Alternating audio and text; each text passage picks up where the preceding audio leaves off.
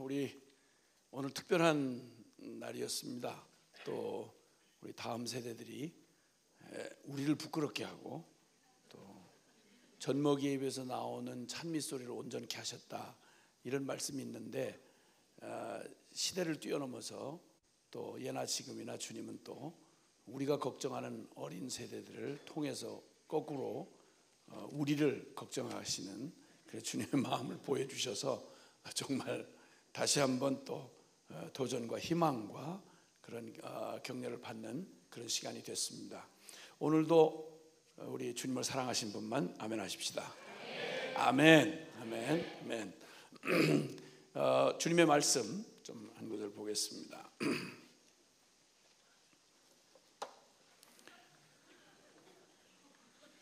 네, 주님의 말씀 우리 사무엘상 16장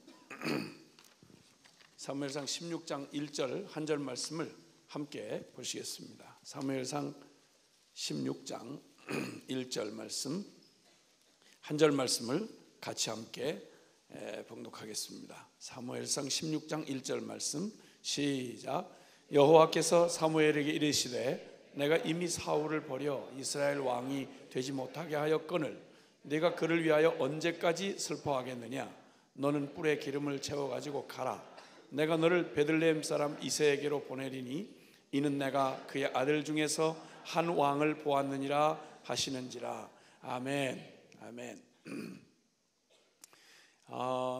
성경에 이스라엘을 다스렸던 왕들의 계보가 빠짐없이 이렇게 기록이 되어 있습니다. 많은 왕들이 오고 갔습니다. 그런데 그 많은 왕들 중에서 특별히 하나님께서 특별히 대조되는 두 왕을 이렇게 주님이 기록을 통해서 보여주셨는데, 그것은 이스라엘 초대 왕이었던 사울과 그리고 다윗이었습니다. 이 사울이라고 하는 사람, 이스라엘의 초대 왕이었고, 그리고 또 사람들의 열렬한 지지와 그리고 또 환호 속에서 등극을 했던 사람인데, 아시겠지만 그는 하나님에게 버림을 받은 왕이 되었습니다. 이 하나님이 버린 왕 사울, 그는 사실은 백성들의 마음에 있던 왕이었습니다. 그 후에 주님은 한 왕을 폐위하시고 하나님이 보시고 택하신, 하나님 편에서 주도적으로 택하신 왕이 있습니다. 아시는 대로 다윗이라고 하는 왕입니다. 그는 하나님의 마음에 있던 왕이었습니다. 두 사람 이름이 대조적이고 사울과 다윗. 그런데 그들이 하나님이 버렸고 하나님이 택한 왕이었는데, 사실 그들의 차이는 사울은 백성들의 마음에 있던 왕이었고 다윗은 하나님의 마음에 있던 왕이었습니다. 이 사무엘이라고 하면 아시는 대로 약 한 450여 년간 지속된, 그러니까 가나안 땅 정복을 하고 출애굽한 다음에 이제 40년 광야 생활을 지나고, 그리고 이제 가나안 땅 정복을 한 뒤에 얼마 지나지 않아서 그때로부터 약 400여 년 세월이 지나는 동안에 그때를 사사시대라고 말하는 그런 시대죠. 이제 마지막 사사라고 할 수 있는 이 사무엘 시대에 이르기까지 그 400여 년 동안에 그들의 행적을 한마디로 주님이 표현하시는데, 이 사무엘상 12장 9절에 보면 그들의 하나님 여호와를 잊은지라 이렇게 말했습니다. 그들이 그 땅에 가서 살게 되는 하나님의 특별한 이스라엘, 하나님의 백성이라는 그 존재, 그 다음에 그 가나안 땅을 차지하고 살게 되는 그런 권한, 그리고 그들이 그 400년이 넘는 세월 동안에 수많은 대적의 위협 속에서도 그들이 존재할 수 있었던, 그들을 보호했던 모든 것은 사실 처음부터 끝까지 이스라엘을 말하려고 하면 처음부터 끝까지 하나님을 빼고는 말할 수가 없었습니다. 그들의 존재가 하나님 때문이었고, 그들이 누리는 영광이 하나님 때문이었고, 그리고 그들이 가진 소유가 다 하나님 때문이었습니다. 하나님을 빼면 모두가 다 무너지는, 하나님으로만 설명이 되는 아주 특별한 한 민족이 이스라엘입니다. 그런데 어처구니 없게도 400여 년 세월을 한마디로 요약을 하는데 뭐라고 말하는 거 아니? 그들의 하나님 여호와를 잊은지라.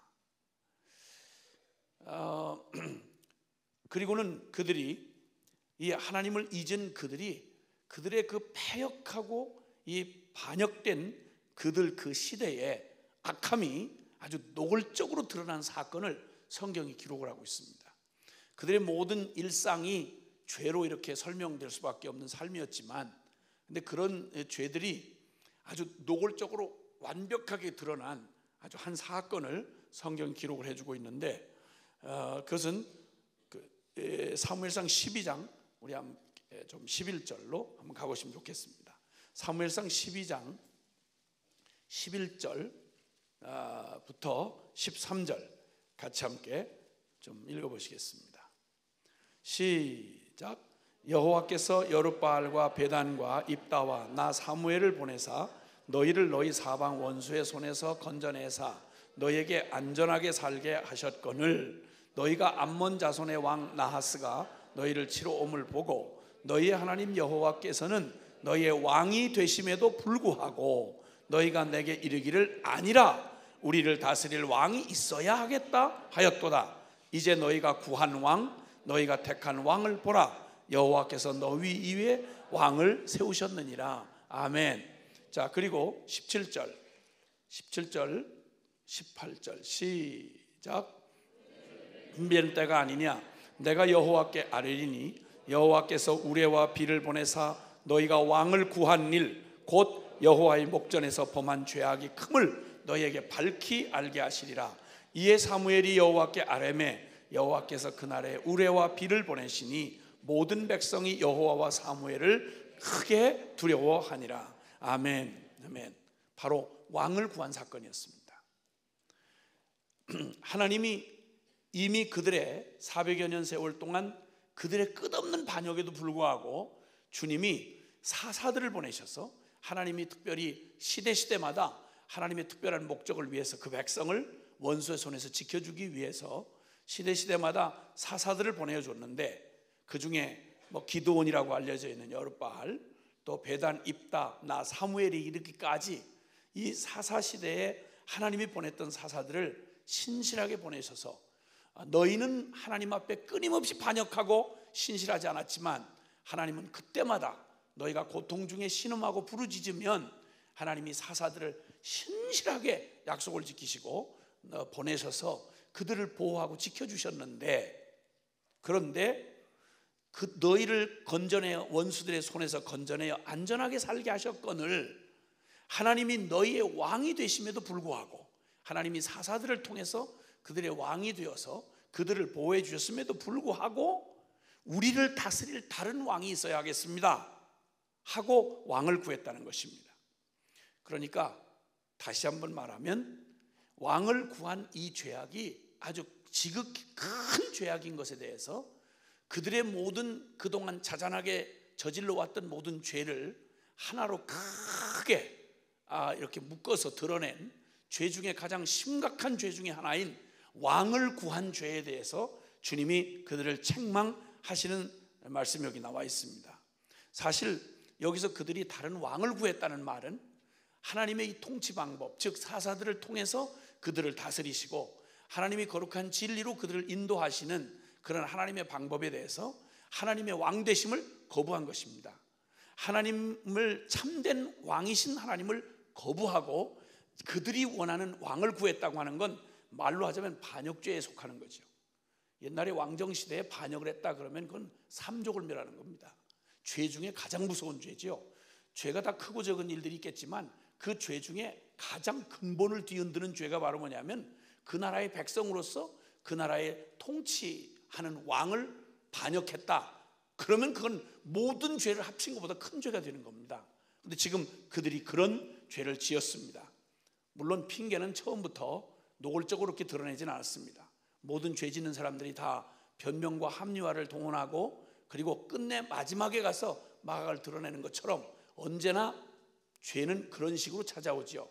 처음에는 사무엘 사사 그 아들들이 사실은 좀 부정을 저질렀습니다. 그러니까 뇌물을 받고 합당치 않은 그 제사장으로서 합당치 않은 그런 일들을 하자. 이걸 그동안 하고 싶었던 말을, 요걸 빌미를 잡아서, 보통 정의를 앞세우는 그 내면의 동기가 정의 자체를 사랑한다기보다는 지가 하고 싶은 짓을 하기 위해서 빌미로 정의를 사용하는 경우가 참 많죠. 자, 그런데 그 시대도 역시 마찬가지였습니다. 그리고 결국은 이제 사무엘 당신 싫다, 당신 물러나라. 그리고 이제는 우리가 원하는 왕을 좀 세워달라. 그리고 그들의 마음 중심의 생각을 드러냈습니다.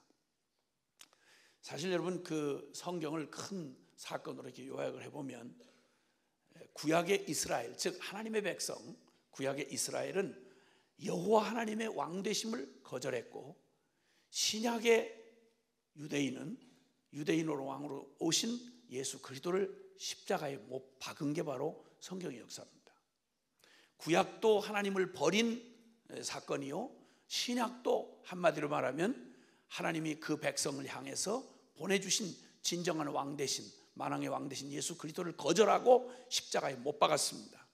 요한복음 6장 15절에 보면 그들이 억지로 예수님을 임금 삼으려고 할 때 주님이 그들의 동기를 아시기 때문에 거절하셨어요.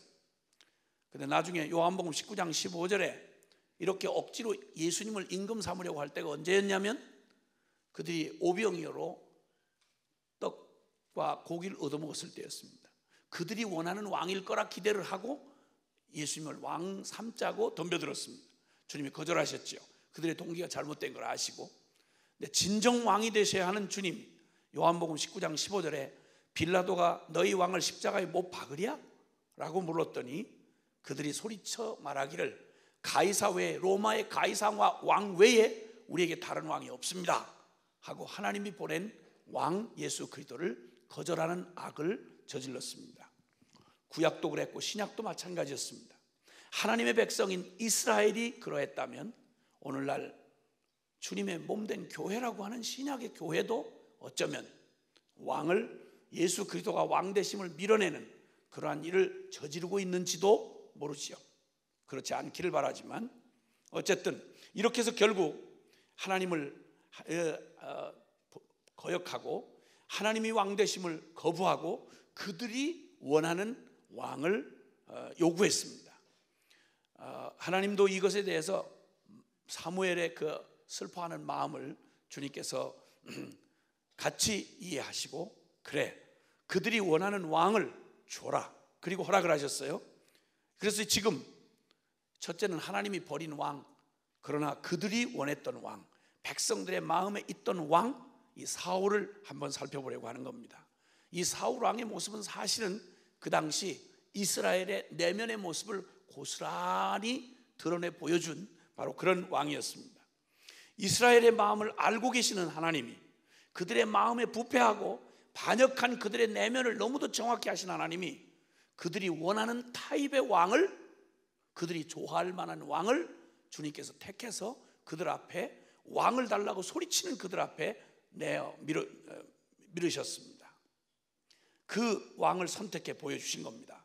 사무엘상 12장 13절에 아까 읽었던 말씀에 보면 이제 너희가 구한 왕, 너희가 택한 왕을 보라. 여호와께서 너희 위에 왕을 세우셨느니라. 그들이 원하며 그들이 구했던 왕을 하나님이 그들이 원하는 타입의 왕을 선택해 그들 앞에 세우셨습니다. 난리가 났습니다. 열광을 하고 환호를 하고 온 국민이 즐거워하며 그들이 원했던 사울 왕을 맞이했습니다. 그는 첫째로 그들의 마음에 딱 들어맞는 첫 번째 조건은 그의 외양과 인격이 참 멋있었습니다. 정말 끝내주게 멋있었습니다. 성경이 어지간해가지고 외모에 대해서 잘 이렇게 얘기를 잘 안 하시는 법인데, 왜냐하면 그렇지 않은 사람들이 상처받을 수 있기 때문에. 그런데 주님이 어쨌든 외양에 대해서 좀 특별히 이렇게 얘기를 할 때에는 조금 특별한 겁니다. 특별해.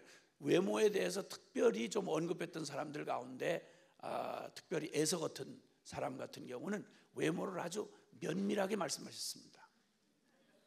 그는 털 사람이다 이렇게 얘기했어요.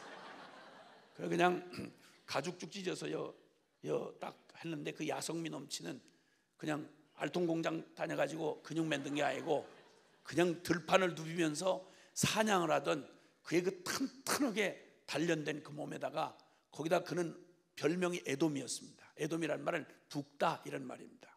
팥죽 색깔 비슷하게 붓다 이런 말이에요. 그러니까 저 햇빛에 가서 선텐크림 바르고 이렇게 가지고 이렇게 간신히 살짝 끄실는 그런 거 말고 그냥 아야 태생적으로 붉은 데다가 그 강렬한 그 광야에서 그슬린 몸이니까 이게 얼마나 탄탄하고 그 갈색에 그 붉은 빛 도는 갈색에 얼마나 대가 있겠습니까? 그리고 그 날렵한 몸매뿐만 아니라 그리고 그 사냥꾼이었습니다. 들판을 누비면서 그 빠른 짐승들을 쫓아다니면서 사냥을 하는 사람이니까 그 눈빛 자체가 그냥 살아 있습니다. 움직일 때마다 이 사람 그냥 그 가난한 육체파 여자들이 한숨을 쉴 정도로 그렇게 멋진 사람이었습니다. 그 상상만 해도 정말 숨이 헉 하고 이렇게 그 정도로 멋진 사람이었습니다. 그 성경에서 이렇게 외모를 이렇게 따로 얘기한 사람들 중에 팔자가 편한 사람이 별로 없었다는 사실은 인물에 대해서 내놓을 것이 없는 사람들인 저희에게 큰 위로가 됩니다. 좋은 마음은 아니겠죠? 하여튼 어쨌든 근데 여기 지금 이 사울이 정말 외양뿐만 아니라 그는 인격도 멋있었던 사람이었습니다. 그는 겸손했고 그리고 그 사람이 왕이 되려고 뭐 왕이라는 개념 자체가 없었던 세월이기도 했지만 왕을 자기가 나서서 하려고 했던 사람도 아니고 그리고 가족들에 대한 의리가 대단한 사람입니다. 인간 딱 놓고 볼 때 신앙만 딱 빼놓고 보면 진짜 멋있는 남자입니다. 인격 훌륭하고 외모 멋있고 그리고 사람 아주 반듯하고 흠이 없었습니다. 정말 멋있었습니다. 사람들을 매료시킬 만큼 가지고 있는 그런 조건들이 있었습니다. 그런데 그 주님이 그 사무엘상 10장 21절 24절을 보면 이스라엘 중에 이와 짝할 수 비교할 자가 없다 이럴 정도로 이스라엘에서 아주 뛰어나고 탁월한 이런 사람을 외양과 인격에 관한 한 뛰어난 사람을 선택해서 보여주셨습니다. 근데 주님은 놀랍게도 말씀 가운데 이렇게 말씀합니다. 사람은 외모를 보거니와 사람은 외모를 보지 않을 수가 없지만 그러나 여호와는 사람의 중심을 보느니라. 인간의 됨됨이는 외모에서 나오지 않습니다. 외모란 인격을 그 내용 영혼을 담는 그릇이죠. 이 육체는 그릇이죠. 인격이라는 것도 역시 마찬가지죠. 그 내면 안에 하나님의 그 형상을 닮은 우리의 그런 내면을 이렇게 표현해내는 그게 사람의 인격이라고 할 수 있죠. 그래서 주님은 사람은 외모를 보지만 나 여호와는 중심을 보느니라. 자, 이렇게 여러 모양으로 손색이 구비하여 손색이 없던 이 사람 역시 우리의 취향에 딱 맞는 겁니다. 우리도 물론 믿음이 좋아야 하고 그리고 참 사람이 영적으로 깊이가 있어야 되지만 그러나 아무래도 보기 좋은 떡이 먹기도 좋더라고. 그렇게 무질서하게 생긴 사람은 믿음이 필요하지 않습니까? 쳐다보면서 그래도 글쎄 믿음이 좋고 영혼도 그렇지만 그래도 아주 외모를 무시할 수는 없지 않습니까? 그리고 또 이렇게 저렇게 해도 그래도 학벌을 무시할 수는 없잖아요. 소유 사람이 믿음 좋은데 아무것도 갖지 않았다. 얼마나 짜증난 일입니까? 그러니까 그리고 그래도 이러니 저러니 해도 카리스마가 좀 있고 사람들 이렇게 볼 때 어떻게든 그래도 영적인 것만 가지고 밥 벌어먹고 삽니까? 그러니까 그런 게 아무래도 중심은 보지만 그래도 외모를 보지 않을 수는 없는 거 아니겠느냐. 이게 이제 결혼 문제에 가면 이게 아주 노골적으로 이런 성향이 확 드러나죠. 믿음 좋은 사람들은 말하죠. 평소에 아휴 믿음밖에 볼 게 뭐 있겠어요. 저는 믿음만 볼 거예요. 정말이에요. 아휴 그런데 이렇게 선 볼 자리가 들어올 때는 사람 중심을 다뤄보려고 그러는지 안 나타나가다가 꼭 둘이 쌍아다리가 지는 경우가 있단 말이죠. 그래가지고 하나는 올리 믿음이 좋은 놈이 이제 중매자리에 나선 거예요. 믿음만 좋아요. 정말 짜증나게 생겼는데 믿음만 좋아. 그리고 진짜 가진 게 없어. 아니 없어도 어떻게 이렇게 없어. 그리고 학벌은 간신히 고등학교 졸업장 간신히 있어. 믿음이 너무 좋아. 이게 사람이 어렵게 하는 거야. 근데 또 그때 마침 그가운 전혀 비교가 되게 너무 외적으로 준비가 잘 된 친구가 나타난 거예요. 아쉬운 건 믿음이 하나 없어요.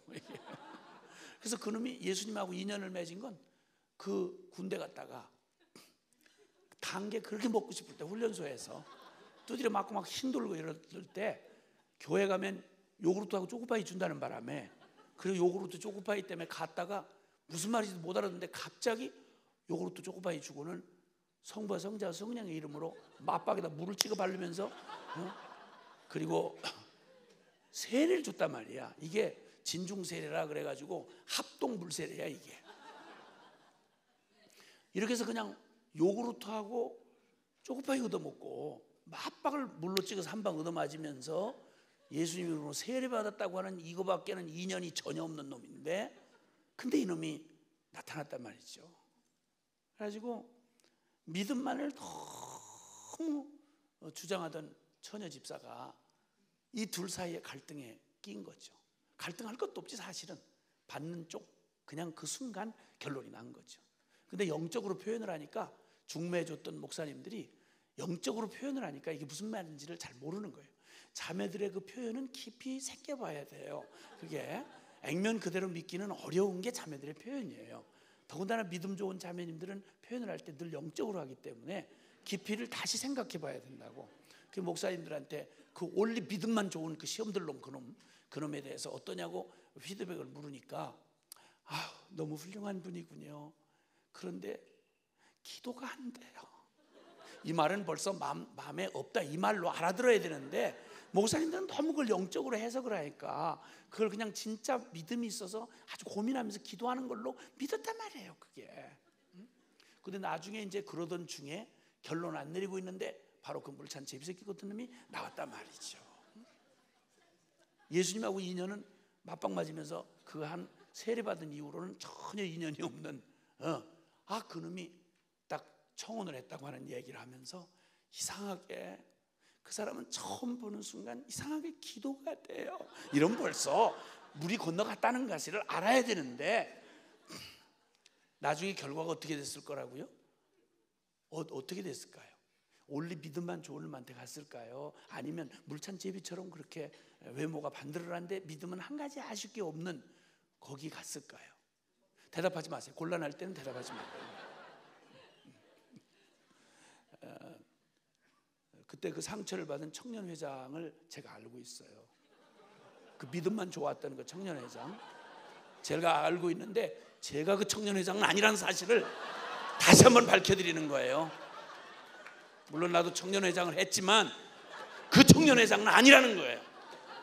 이 얘기를 듣는 사람마다 의심스럽게 혹시 저놈 아니야? 이런 식으로 생각을 하는 자체가 나를 어렵게 한단 말이에요. 마음에 아니라고 내가 몇 번을 확인을 했는데도 계속 사람들이 자꾸만 나만 쳐다보면 혹시 그거 아니야? 뭐 이런 동정어린 눈초리로 나를 본다 이 말입니다. 그런 일은 있지도 않았고 있을 수도 없었단 말이에요. 물론 그 사건이 일어난 그 현장 근처에 있긴 했죠. 그러나 나는 아니라는 사실을 분명히 말씀드려야 된단 말이죠.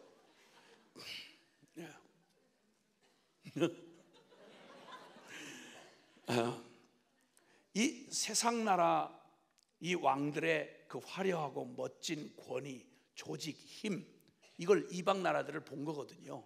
이스라엘 사람들이 봤단 말이에요. 자기들은 조직도 없지. 그냥 출애굽한 이후에 와가지고는 꼭 노숙자 군단처럼 그냥 떼져서 사는데 거기 무슨 통치 구조도 없고 왕도 없고 그냥 어쩌다가 사사들이 가끔씩 나타나지만 여러분 사사들 면면을 보시면 알지만 사사기 읽어보셔서 아시죠? 이 사람들은 물론 왕적인 권위나 멋있게 뭐 이런 거 없고 하나님이 불쑥 어떤 사람을 그냥 농사 짓던 사람 갑자기 불러다가 갑자기 소문을 막대기 가지고 그냥 또 아니 전쟁을 하면 멋있게 진열을 갖추고 활과 창과 막 챙챙거리는 소리도 나고 뭐 좀 멋있게 좀 이렇게 해야 될 거 아니겠어요?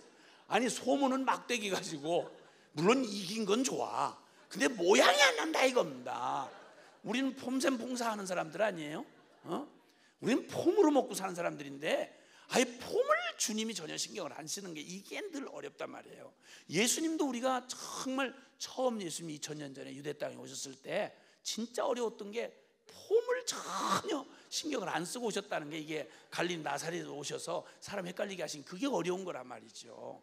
주님은 폼하고는 전 상관, 우리는 오직 폼에 매달려 죽고 사는데 주님은 폼에 전혀 신경을 안 쓰시는 게 이게 우리와의 문화 차이다 이 말이죠. 이게 어려움이라는 걸 주님도 이해를 하셔야 돼요. 그래서 우리가 이 땅에서 예수를 믿지만 사람이 좀 때깔나게 예수를 믿으면 그렇게 꼬질꼬질하게 하고 돌아다니고 그래야 되겠어요? 내용은 좀 비더라도 속빈 강정이라도 멋있게 이렇게 딱 겉을 이렇게 멋있게 하면 나름대로 사는 데는 별 지장이 없지 않습니까? 나중에 어디를 갈값에. 이 세상 나라들의 그래서 요한계시록에는 이 세상 나라의 특성을, 하나님 나라와 반대되는 개념의 세상 나라의 특성을 음녀 바벨론이다 이렇게 표현을 했고요. 그리고 크고 화려하다 이렇게 표현했습니다. 세상의 특성은 눈에 보이고 화려하고 크고 이런 것들로 이제 그들의 내면 안에 있는 이 바로 이런 이 세상 나라를 보며 부러워했던, 그래서 그런 왕을 구했던 이스라엘의 내면 안에 어떤 동기가 있었는지를 주님이 정확히 아시는 겁니다. 그들이 가지고 있는 가치관, 안목의 정욕, 육신의 정욕, 이생의 자랑, 그리고 이 땅에 있는 모든 음란과 부정과 사욕과 악한 정욕과 탐심으로 가득 차 있는 그들을 충족시켜 줄 만한 대단하게 보이는 굉장한 조직, 멋있는 크고 화려한 나라 꼴을 이렇게 갖춘 이런 멋진 권력을 원했고 그 가운데 카리스마 있는 왕을 원했던 겁니다. 그들이 원하는 가치들이 그랬습니다. 그런데 하나님이 백성들의 그 마음에 있던 왕을 그들이 원하는 모습으로 딱 갖다 주니까 열광을 한 겁니다. 와, 그들이 바랬던 거죠. 근데 처음에는 왕이 된 사울조차도 자기 내면 안에 뭐가 있는지를 잘 몰랐습니다. 말씀드린 대로 그는 딱 한 가지 아쉬운 건 불경건하다는 겁니다.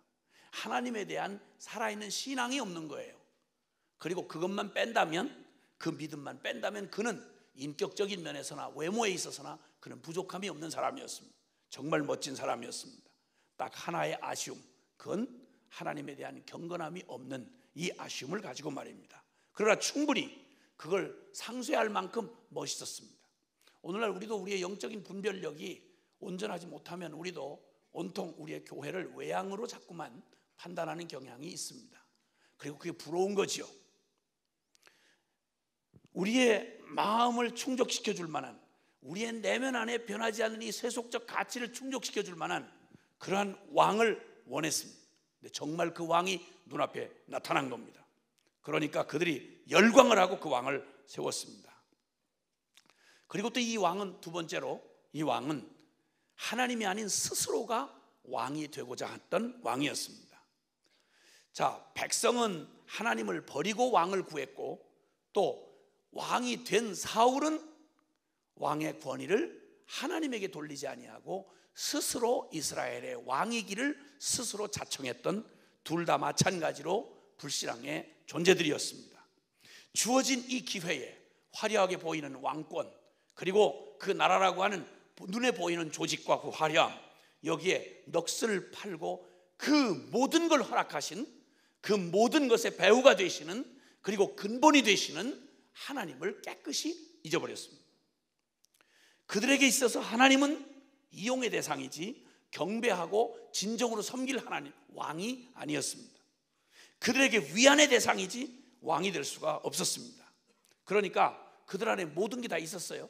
하나님에 대한 그들의 의식이 그대로 남아 있었습니다. 여기 잘 아시겠지만 이스라엘 백성도 그렇고요, 그들이 뽑은 사울 왕도 예언했어요. 사울 왕이 예언을 했습니다. 성령께 사로잡혀서 예언을 했습니다. 어떤 때는 하루 종일 벌거벗고 예언을 한 적도 있습니다. 하루 종일 길을 걸어가면서 예언을 하기도 했습니다. 이 사람 성령의, 쉽게 말하면 요즘에 은사와 능력들이 나타났던 사람입니다. 서원도 했습니다. 다급하면 하나님 앞에 여호와의 이름으로 서원을 남발했습니다. 누가 보아도 이 사람 신령해 보이는 사람이었습니다. 급할 때면 하나님의 이름을 가지고 얼마든지 급히 여호와의 이름으로 맹세하고 여호와의 이름으로 서원을 했습니다. 그리고 그는 다급하면, 전쟁하다가 다급하면 그가 제사장이 아닌데도 불구하고 그가 스스로 제사를 스스로 지낼 만큼 그는 굉장히 종교적인 이런 영적인 사람처럼 보였습니다. 근데 그는 제사장이 아니었는데도 불구하고, 그리고 하나님의 법궤를 그는 조금도 그의 생애를 살펴보면 하나님을 두려워함이 눈꼽만큼도 없는데도 다급하면 하나님의 법궤를 전장터에 끌고 다녔습니다. 그냥 보면 그는 정말 하나님을 섬기고 그를 믿는 사람처럼 보였습니다. 그리고 이 사람 정말 이 백성들과 마찬가지로 이 사울왕 스스로도 처음에는 자기 자신을 몰랐다가 시간이 흐르고 왕의 자리가 점점 이제 더 굳어지기를 시작하고 점점 더 확고하게 세워지기 시작하자 그의 내면 안에 있던 것들이 정말 이제 많은 것들이 드러나기 시작하는데, 한 가지 기이한 것은 여러분, 어떻게 그 많은 사랑과 기회, 하나님에게 이 사람처럼 생각지도 않았는데 저절로 박이 넝쿨째로 굴러들어온 것처럼 사울이라고 하는 한 인물, 역사의 말이죠, 우리 보통 평범한 사람들은 눈을 씻고 봐도 우리에게 기회가 잘 거의 오지 않았잖아요. 그렇죠? 그게 조금 주님하고 우리 사이에 약간 마음에 정서적으로 어려운 그런 거잖아요. 주님이 어떻게 밀어주는 사람들한테는, 그냥 재주 많은 사람한테는 재주를 막 이빠이 밀어주시잖아요. 그리고 기회도 또 주는 사람한테는 그냥 꽃비단길에 어떻게 그렇게 해도 어떻게 그렇게 저절로, 그 사람이 애쓴 것도 아닌데도 막 그냥 그대로 막 삶에 그냥 만사형통, 재수만발, 개문만문에 손만문에 그냥, 아니 어떻게 그렇게 사람이 태어나가지고 그렇게 막 저절로 좋은 환경에 태어나서 좋은 사람 만나고 그냥 좋은 기회가 주어지고 그냥 줄줄이. 근데 한 번 어렵게 태어난 사람은 평생 꼬여가지고, 그렇죠? 집에서 어떻게 하다 고아로 그냥 아직 깨진 결손 가정이 자라고 나면 근근히 어렵게 그 시기를 모면하려고 결혼 좀 해보면 또 어디서 대표 선수나 같은 걸, 그런 걸 만나가지고 고생을 죽도록 하고, 그러다가 고생하면서 애를 낳으면 또 자식들까지, 남편한테 대접 못 받는 사람은 자식들한테도 대접을 못 받잖아요. 어려움이 평생 겹쳐서 어려운 사람은 그냥 저절로 어려운데, 어떤 사람은 저절로 막 이렇게 그냥 복이 넝쿨째로 들어온 것처럼 사울이 바로 그런 사람입니다. 이 사람 정말 말 그대로 말이죠, 다른 사람은 구경도 못하고 꿈도 꾸지 못하는, 지가 무슨 열심히 간구하고 뭐 금식으로 기도하고 이래서가 아니고 가만히 지가 원하지도 않는데 성령님이 감동을 하셔가지고 막 예언하는 체험이 일어났다니까요. 우린 그렇게 작정하고 기도를 하고 해도 그런 일이 있을까 말까잖아요. 거의 그렇잖아요. 그래서 어떤 데는 자기가 막 억지로 가짜 방언도 막 해보고 그러잖아. 너무 안타까우니까. 정말 안타까웠어요. 저도 불 팔아서 남들 받는, 그 옛날에 그 뭐 70년대 막 욕을 잘하던 목사님이 계셨는데, 개도 받는 방언을 못 받는 놈은 개만도 못하다 뭐 이러니까, 사람이 이게 개만도 못하는 놈 되고 싶은 놈이 어딨냐고. 그래서 그냥 방언을 내놓으시라 해봐야 주요. 입장을 바꿔놓고 생각을 해보라고, 이게 얼마나 쪽팔리는지. 그 수만 명이 온 중에 글쎄 왜 난 누구보다 주님을 사랑하는 내가 왜 방언을 못하냐 이거야. 내놓으라 이거야 방언을. 아니 그렇게 하라니까. 부흥 강사님들 그 옛날에 다 그랬거든. 그래가지고 너무 안타깝게 막 사모하는데 주어지지 않는 놈들은 너무 다급하면 그 또 방언을 제대로 받았는지 안 받았는지 또 검사까지 했어요. 그때는 꼭 숙제 검사하듯이 그게 검사까지 다 했어요. 그래가지고 어떤 다급한 사람은 그냥 방언을 받지도 않았는데 너무 다급하니까 개 취급받기 어려우니까 그냥 가가지고 줄을 쭉 서가지고 그 검사하는데 서가지고 이래다가요 맞박을 그냥 얻어맞고, 이놈의 새끼 가짜방언 말한다고 이렇게 해가지고 또 맞박을 얻어맞고 또 삼수로 또 가는 거예요. 삼수. 방언을 진짜 못 받는 사람들은 재수 삼수까지 가요. 그래서 그 기도원 지하실로 내려가가지고 그 강팍한 놈들 방언 터쳐주는 권사님이 있었어요. 이런 강팍한 놈들은 제절로 된 방법을 못 받고 좀 이렇게 방언을 처음부터 애기 방언부터 시작해야 된대. 이래가지고 목젖을 누르고 막 이래가지고 막 별일 다 봤어요. 내가 별일 다 봤어. 아주. 그런데 이 사울 같은 사람은 방언 뭐 예언 좀 달라고 기도한 적이 없어요. 그냥 졸지에 그냥 자기가 뭐 구하지도 또 생각지도 않았는데 길을 가다 갑자기 막 성령이 임하셔가지고 막 걸어가면서 계속 예언을 했다니까. 방언도 아니고 예언을 했다니까. 1만 마디 방언하는 것보다 5마디 예언하는 게 훨씬 낫다고 성경에 고린도전서 12장에 나와 있잖아요. 그런 예언을 갖다가 구하지도 않았는데 저절로 했다니까. 뿐만 아니라 이 사람은 인복이 많은 사람이야. 세상 말로 말하면 사람 복이 많아. 여러분 성경에 네노라는 정말 하나님 앞에 귀하게 쓰임받았던 사무엘 선지자가 이 사람을 왕으로 세운 사람이에요. 영적 지도자예요. 멘토야. 물론 나중에는 왕이 돼서 미친 다음에는 사무엘을 잡아 죽이려고 쫓아다니고 이런 미친 짓 했지만 이 사람을 하나님이 영적인 멘토를 사무엘을 영적 멘토로 세워준 거예요. 요즘으로 말하면 전 세계에서 가장 뛰어나다고 하는 어떤 영적인 지도자 한 사람을 여러분 멘토로 세워준 거. 개인적으로 언제든 전화만 하면 그분 만날 수 있고 뭐 이런 정도가 됐다고 생각을 해보라고. 그게 얼마나 표정이 이렇게 남의 얘기처럼 이렇게 하시면 안 되고 얼마나 놀랍겠어요. 그렇죠? 전 세계에서 한 분이 있을까 말까 하는 그런 영적인 정말 귀한 분을 여러분 개인적인 멘토로 만약 붙여줬다. 이게 얼마나 어마어마한 얘기냐고. 물론 꿈도 꿀 수가 없기 때문에 그렇게 표정이 그럴 수는 있지만 여기 사울 같은 사람은 사무엘이 영적인 멘토였단 말이에요. 거기다가 또 다윗, 이 사람을 자기 신하로 삼았는데 끝까지 사울이 미쳐서 그랬지 다윗 같은 충성되고 능력 있게 하나님 손에 붙들린 일꾼이 없었어요. 세상에 성경에 예수님 다음으로 아마 가장 많은 기록을 한 사람으로 기억이 되는데 그 사람이 다윗이라는 사람이에요. 이건 천하의 역사 중에 이런 사람을 만날 수 있는 기회란 이건 있을 수도 없는 얘기예요. 그런데 이 사울은 지가 원하지도 않았는데 하나님이 다윗을 하나님 붙여주신 거예요. 평생 이 사람 사울을 미친 왕 나중에 하나님 앞에 폐위된 뒤에도 이 사람 하나님이 세운 사람이라고 알고 다윗의 편에서는 충성을 다했어요. 진짜 정말 목숨 걸고 이런 신하를 만날 수가 없었어요. 이 사람 그냥 복이 넝쿨째로 떨어진 사람이 사울이에요. 거기다가 그 아들이 요나단이야. 요나단은 다윗과 버금갈 만큼 하나님을 사랑하고 정말 신실한 귀한 자녀였어요. 그런데 이 요나단이 자기 아들이에요.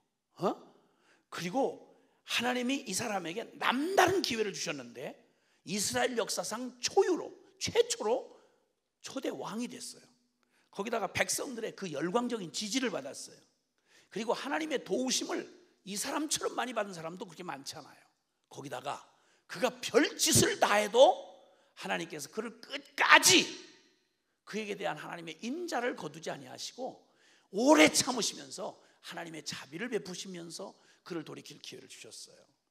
자, 그런데 여러분 어떻게 그 많은 사랑과 기회, 아무리 그게 돌덩어리 같이 생긴 놈이라고 해도 아무리 저주받은 짐승보다 못한 놈이라고 해도 이 정도의 기회와 이 정도의 은혜를 받으면 도대체 어떻게 그렇게도 감동받을 수많은 은혜를 입고 어떻게 그렇게 많은 기회를 주셨는데도 불구하고 어떻게 그렇게 기막히게 어떻게 하나님의 그 사랑과 은혜가 그의 심령 안에 젖어들질 못하지요?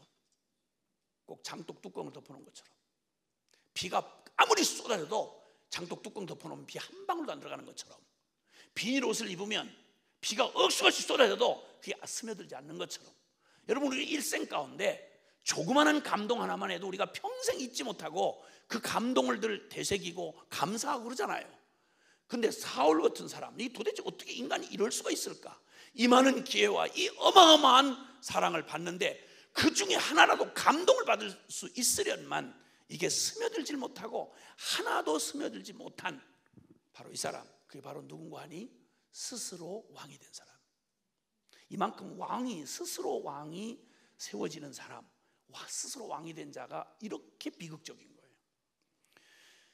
자, 그리고 세 번째는 그가 왕권이 굳어지자 처음에는 익숙치 않은 왕직이라서 그게 늘 백성들도 어설프고 자기도 어설펐어. 이때는 그냥 겉보기에도 겸손해 보였어요. 사람이 처음에 어떤 기회가 주어지거나 그리고 뭔가 자기가 자기 자신이 뭐 자랑할 만한 게 겉으로 보일 때 별로 없을 때에는 그 사람이 겸손한지 교만한지 알 수가 없어요. 그런데 기회가 주어져 놓고 보면 그 사람 내면이 실제 실력이 드러나는 거예요. 사울도 이 왕권이 굳어지자 그 내면에 사울 안에 그 내재되어 있던 그 병든 자라고 표현하기에는 너무 부드러워. 어떤 분이 복음학교 오셨다가 이번에 이제 얘기를 하시면서 그 병든 자라는 말을 가지고는 좀 표현이 부족합니다. 썩은 자라고 하는 게 참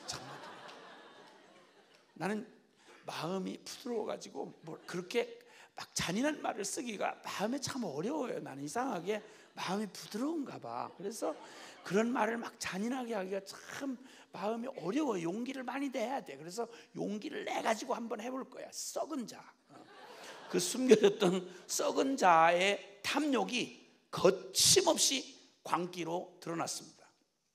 봄 기운에 꽃이 만발을 하듯이 상황과 조건이 맞아치면 숨길 수 없이 드러나는 실체, 이게 바로 우리의 내면의 영적 상태인 것입니다. 사람의 진정한 됨됨이가 언제 드러나느냐? 여러분, 평소엔 잘 안 나타납니다. 왜냐하면 가장 우리의 병든 자, 우리의 모든 인류, 하나님을 떠난 인간들에게 가장 개발된 게 바로 뭐냐면 자기 변명과 합리화에 아주 익숙하거든요. 절대 자기의 속내를 잘 드러내지 않습니다. 그런데 기회가 딱 주어지면, 권력이 주어지고, 그리고 어떤 상황과 조건이 딱 맞아치면 그 내면에 있는 이 탐욕과 그리고 이 죄악성이 숨겨질 수가 없습니다. 봄 기운에 꽃몽우리가 숨길 수 없이 피어서 터져 오르듯이 바로 인간의 내면에 이 썩은 자의 그 탐욕도 결국은 숨길 수 없이 드러나고야 마는 것입니다. 이 사람의 삶의 여정을 다 얘기할 수 없지만, 여러분, 그 왕권이 어지간히 이제 확립이 되고 차타가 공인하는 왕이 되었을 때 이 겸손해 보이고 이렇게 인격, 매너 끝내줘 보이던 바로 이 사람이 드디어 그 무섭고 음흉한 그의 내면의 영적 실체가 드러났습니다. 사람은 말이죠, 절대 외모적 존재가 아니거든요. 그래서 주님 하신 말씀이에요. 인간들의 진짜 내면의 모습은 우리의 내면 깊은 이 마음 중심에서 그 인간의 그 참 모습이 있기 때문에, 그가 블레셋 전투를 하다가, 블레셋과 전쟁을 하다가 궁지에 몰리자 그는 하나님 앞에 허락도 없이 사무엘이 오기로 돼 있는데, 제사장인 그가 제사권을 가지고 있는, 말하자면 요즘에는 종교와 정치가 분리되어 있지 않습니까? 우리나라 법만 해도. 왜냐하면 종교와 정치가 붙어버리면 이건 세상에 이걸 감당해낼 권력 중에 이런 권력이 없는 거예요. 그래서 정치와 종교를 가능한 분리를 하려고, 고대 시대의 그런 왕정 시대나 이런 그 봉건주의 시대 때 얼마나 많은 그 잘못된 권력이 함께 종교와 정치에 같이 맞붙어 버리면 얼마나 무섭고 가공할 만한 그런 폭력적인 권력이 되는지를 알기 때문에 이것만큼은 분리하려고 애를 쓰는 거예요. 지금도 보시면 저런 무슬림권이나 이런 데들은 아예 종교와 정치가 함께 돼 있잖아요. 그러니까 굉장히 위험한 그런 것이죠. 근데 그거는 손대지 말아야 할 하나님의 영역이었습니다. 근데 그가 다급해지자 묻고 자시고 말으라 이거야. 급한데 갖고 오라 이거야. 법궤를 갖고 오라 이거야. 그리고는 제가 스스로 제사를 드렸습니다. 무서운 일이었습니다. 하나님의 권위에 눈꼽만큼도, 하나님의 권위에 대한 두려움이 눈꼽만큼도 없는 태도였습니다. 그리고 나중에 그가 또 아말렉과의 전쟁을 하나님이 명하셨을 때 하나님의 기적으로 아말렉 전쟁을 이겼습니다. 전쟁에 딱 이기고 나니까 드디어 숨겨졌던 탐욕에 눈이 휙 뒤집어졌습니다. 아말렉은 원래 하나님 앞에서 이 출애굽한 이스라엘 백성들을 뒤에서 야비하게 공격을 하고 하나님의 이름에 대적을 했던 그들이기 때문에 하나님의 명령 아래 천하에서 아말렉의 이름을 도말하라 하시는 주님의 명령이 있었는데, 가나안 정복한 이스라엘 백성들이 그 말을 순종을 하지 않아서 그냥 남겨놓은 채로 있었습니다. 이제 왕이 세워진 그때 너는 하나님의 이름으로 그들을 심판하라 라고 명령이 주어졌는데, 절대 아무것도 거기에 속한 건 어떤 것도 손대지 말고 모두 불사르라, 그리고 아무도 남기지 말아라 이랬는데, 전쟁에 딱 이겨서 하나님의 기적적인 개입으로 전쟁이 이기고 나니까 탐욕이 생겨났습니다. 이 아까운 걸 어떻게 태워? 이렇게 된 겁니다. 이래서 그 아말렉 왕 아각도 그냥 살려두고 쓸만한 짐승들 다 살려두고 별 볼 일 없는 것만 그저 대강 정리를 하고 몽땅 전리품으로 끌고 온 겁니다. 사악하기 짝이 없는 짓을 했습니다. 제사에는 관심 없고 제밥에만 관심 있는 이 악독한 탐욕을 그대로 드러냈습니다. 거침없는 짓을 했습니다. 하나님이 두려우면 생각도 꿈도 꿀 수 없는 일이었는데 이런 일을 감히 했단 말입니다. 오늘날로 말하면 헌금을 착복한 거지요. 요즘으로 말하면, 오늘날 현대 신약 교회 표현으로 말하면 교회 재산을 착복해 먹은 겁니다. 들어먹었다 이 말입니다. 사기해 먹었다 이 말입니다. 그거 표현으로 모자랍니다. 하나님의 이름에 하나님의 권위를 완전히 도용해 먹은, 주님의 이름을 사용해 가지고 겁없이 가진 더러운 짓을 다 한 겁니다. 주님이 성전을 보시고, 예수님께서 성전을 보시고 주님이 탄식하며 분노를 감추지 못하셔서 그냥 이 모든 돈 바꾸는 괴짝들 그리고 짐승떼들 그냥 노끈으로 채찍을 삼으시고 뒤집어 엎으시면서 하신 말씀 기억나십니까? 내 집은 만민의 기도하는 집이라 일컬으리라 하셨거늘 너희가 오늘날 하나님의 만민을 위한 기도의 집인 하나님의 집을 강도의 구렬로 만들었도다. 이 무서운 짓을 이미 사울이 했다 이 말입니다. 이게 바로 인간들이, 이스라엘 백성들이 하나님을 밀어내고 그들이 그토록 꿈꾸며 원했던 하나님을 밀어내고 세우고자 했던 왕의 실상이었습니다. 그리고는 하나님의 손길에 불리움을 받은 다윗이 딱 등장을 하자 하나님이 다윗의 삶에 신적 권능으로 임하셔서 다윗이 가는 곳마다 하나님의 역사를 일으켜 나니까 그럼 기뻐해야 할 일 아닙니까? 지금 하나님 왕국 이스라엘의 왕이었습니다. 그러면 누구보다 기뻐해야 될 사람이 그 사람 아니겠어요? 근데 두려움이 온 겁니다. 왜냐하면 자기의 자리가 위협을 느끼는 겁니다. 하나님의 영광이 드러나냐 이건 관심이 없습니다. 하나님의 나라가 임하느냐 이건 관심 없는 거예요. 내가 거기에 내 몫이 있느냐 없느냐는 거예요.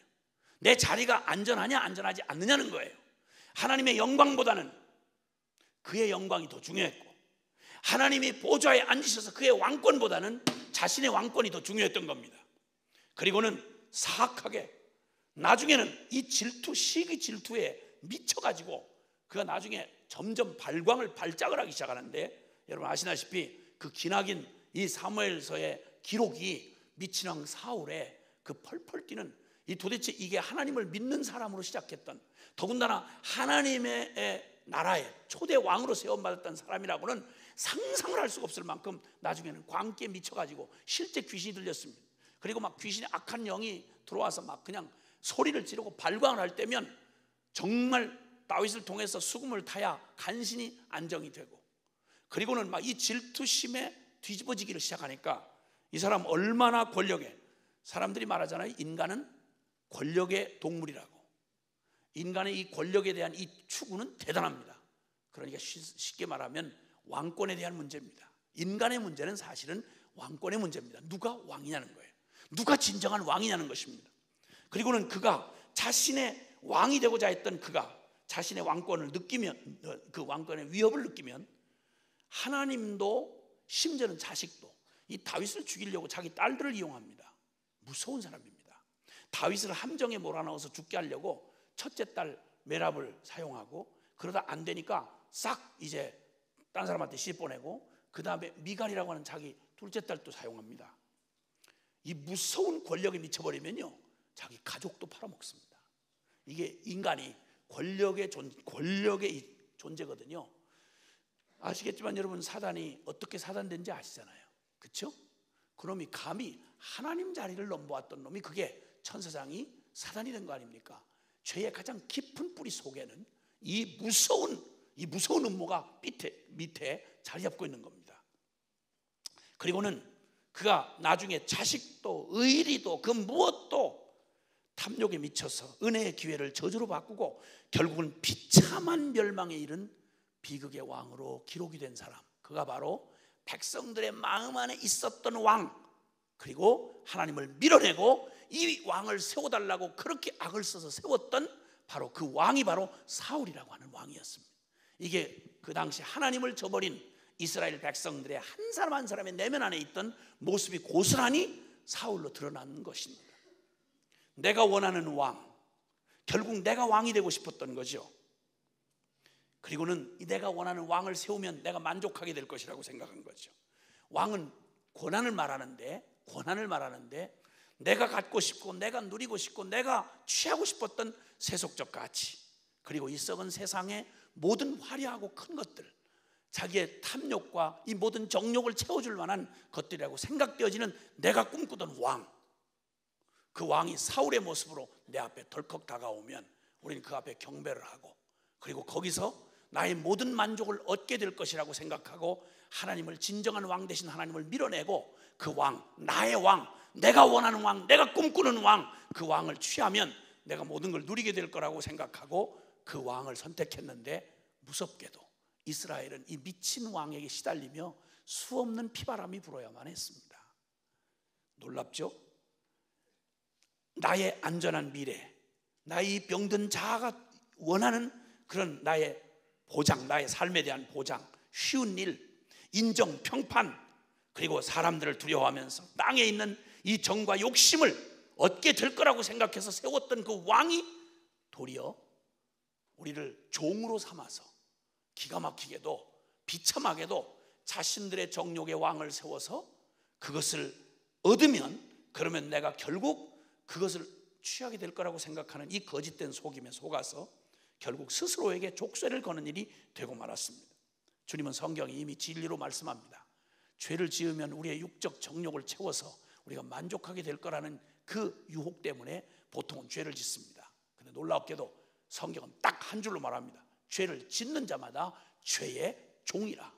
죄를 지으면 내가 죄를 다스리고 죄를 누리고 이러는 게 아니라 죄를 딱 짓는 순간 우리는 죄의 종이 된다고 성경은 놀라운 비밀로 한 줄로 딱 결정을 하시는 겁니다.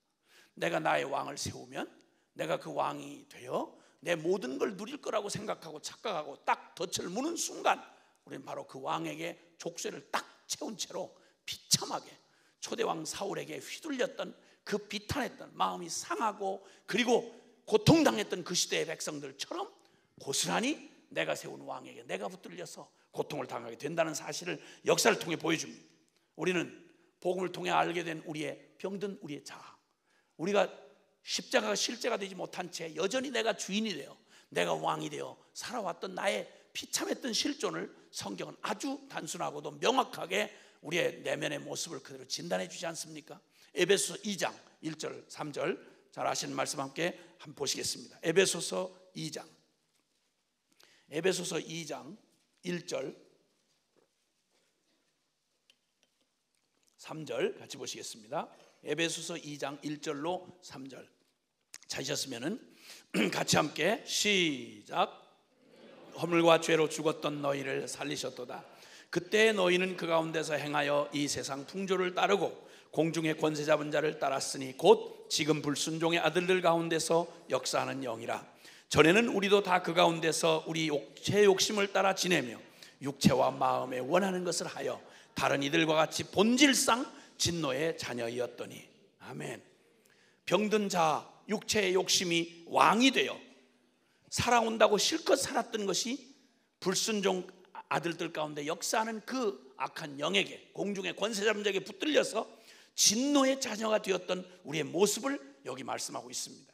로마서 1장 28절은 저희가 마음에 하나님 두기를 싫어하며 죄된 우리의 병든 자아의 가장 근본에 해당하는 우리 밑바닥에 이런 본능, 죄된 본능이 하나님을 나의 왕이 되게 하기를 싫어하며 하나님을 마음에 두기를 싫어하며 라고 하는 표현으로 우리를 진단해 주고 계십니다. 무서운 일인 것이죠. 다른 것 다 주어졌는데 딱 한 가지, 이 사울과 이스라엘을 비참하게 실패했던 건 딱 하나입니다. 다른 것 다 주어졌는데 한 가지, 하나님을 왕으로 모신 적이 없었습니다. 사울도 그렇고 이스라엘 백성도 마찬가지였습니다. 이게 그 시대를 비극적인 시대로 만들어갔던 가장 중요한 원인이었습니다. 자, 이렇게 사람들이 백성들의 마음에 있던 왕, 그리고 하나님을 버리며 그들이 취했던 왕의 실상이 이러했습니다. 그런데 또 하나, 이제는 주님께서 하나님의 마음에 있던 왕, 그를 역사 가운데 우리 드러내 주셨습니다. 인간의 마음 안에 있던 왕이 아니라 하나님 마음 안에 있던 왕, 그를 주님께서 보내주셨는데 사도행전 13장 22절에 보니까 주님은 이렇게 말씀합니다. 하나님의 마음에 있던 왕을 주님께서 특징 지어서 주님 말씀하기를, 다른 어떤 거, 그는 외모와 신장이 멋있었다, 아니면 대단한 실력이 있었다, 카리스마가 있었다, 굉장한 그는 학식이 있던 사람이다, 이렇게 말하지 않았고, 단 한 가지 조건, 하나님이 그를 마음에 두시고 그를 택했던 단 한 가지 조건이 있었습니다. 그건 뭐냐? 내가 이새의 아들 다윗을 만나니 내 마음에 합한 자라. 와, 하나님의 마음에 합한 왕, 그 오직 조건은 딱 하나였습니다. 이 다윗이라고 하는 사람의 생애는 앞서 말씀드린 대로 여러분 사무엘상 거의 전체, 즉 16장부터 등장을 하는데 사무엘상 16장부터 31장 다 전체가 다윗 얘기입니다. 사무엘 하 1장에서 24장 전체가 다윗 얘기입니다. 역대상에서 족보를 뺀 부분만 생각해도 역대상 11장에서부터 29장까지가 전체 다윗에 관한 얘기입니다. 한 사람 다윗에게 이렇게 많은 양의 이 포커스가 맞춰져 있습니다. 성경에 여러 권에, 그리고 더군다나 시편에도 거의 대다수는 다 다윗의 시가 시편 거의 대다수를 차지하고 있습니다. 성경의 가장 많은 부분을, 예수님 빼놓고는 가장 많은 부분을 차지했던 사람, 인물이 다윗입니다. 하나님이 그토록 다윗에게 주목을 하고 계시고 다윗을 통해서 드러내셨던 하나님 마음에 두고 있었던 한 왕의 모습이 어떠한지를 주님께서 너무도 생생하게, 누구도 못 알아들었다 말할 수 없을 정도로 그렇게 주목하고 계시는 이 왕을 우리가 볼 필요가 있습니다. 그는,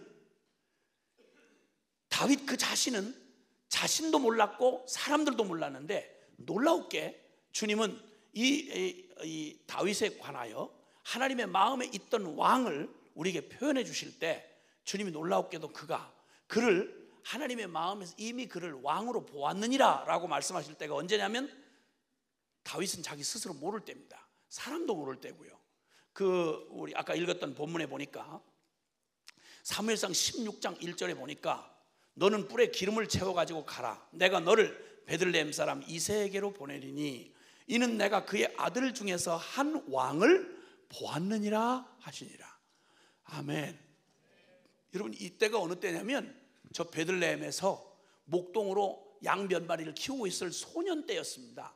소년, 아직도 나이가 어린 청소년 시기에, 그리고 아무런 왕의 수업이나 근처나 어디 가보지도 못한, 전혀 상관이 없는, 그를 아는 주변 인물도 꿈에도 꿈을 꿔보지 못했고 다윗 자신 안에도 전혀 생각도 그림도 없었던 한 일을 하나님 편에서 일방적으로 내가 베들레헴에 있는 이새의 아들 중에서 내가 한 사람을, 내가 왕을 이미 보았느니라 라고 말씀하시는 거예요.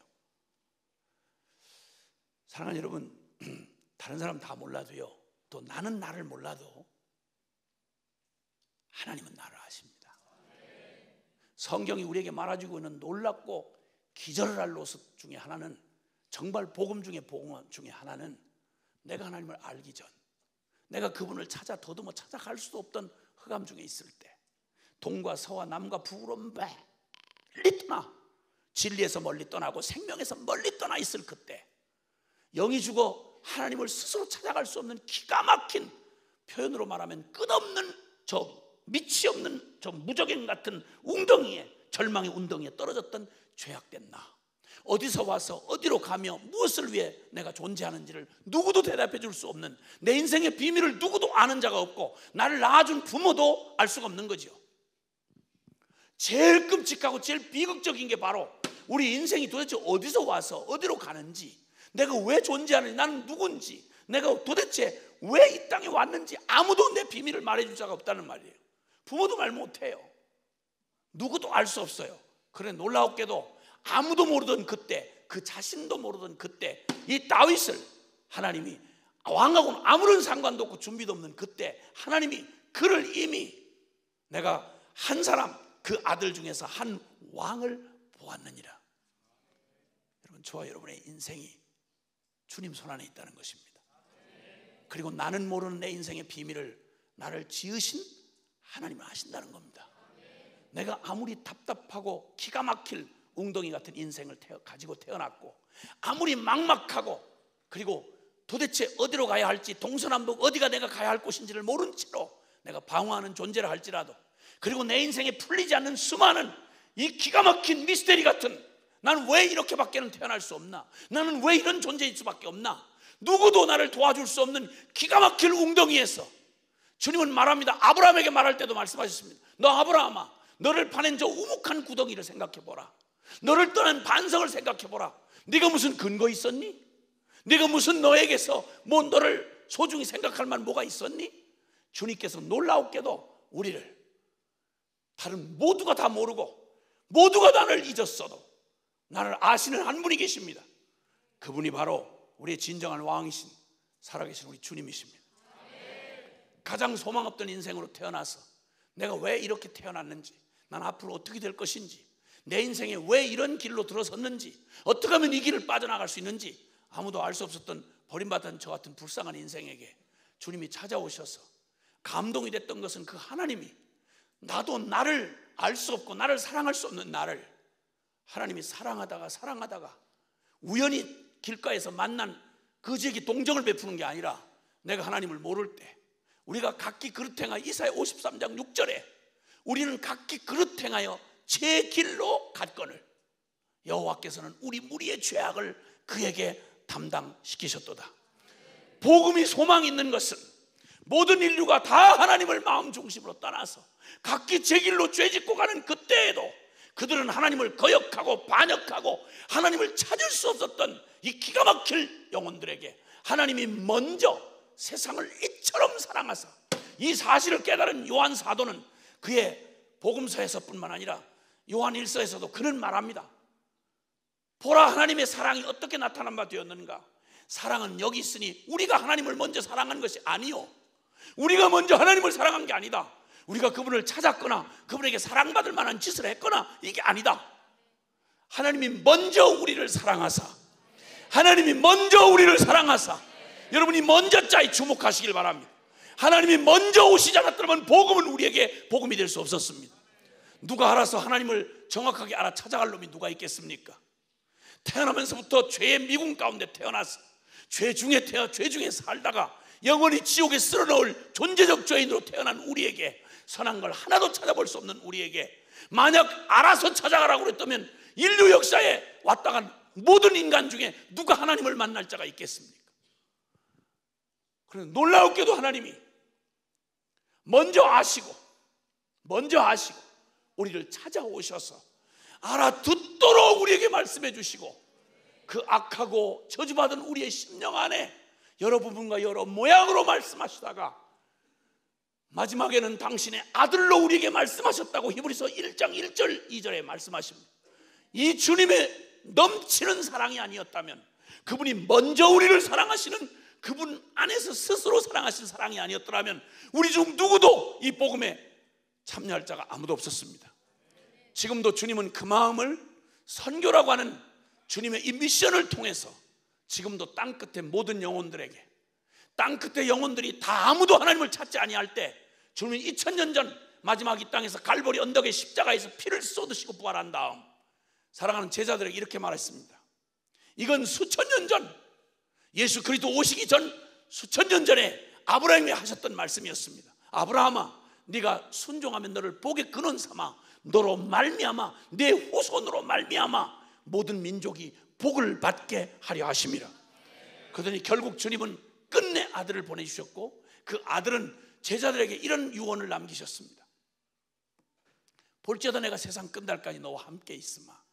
그 목적은 세상이 살기 좋아서가 아니라, 여러분 천당 일찍 들여보내기 싫어서 그런 게 아니라, 하나님의 그 누구도 막을 수 없는 열정이 온 나라와 족속과 백성 가운데, 방언 가운데 모든 민족 중에 하나라도 돌아오지 않는 민족이 있다면 나는 여기 올 수 없다. 그러므로 너희는 가서, 어디까지 가는 거 아니, 땅 끝까지 이르러, 형편이 닿든 안 닿든 무슨 대가를 지불하든.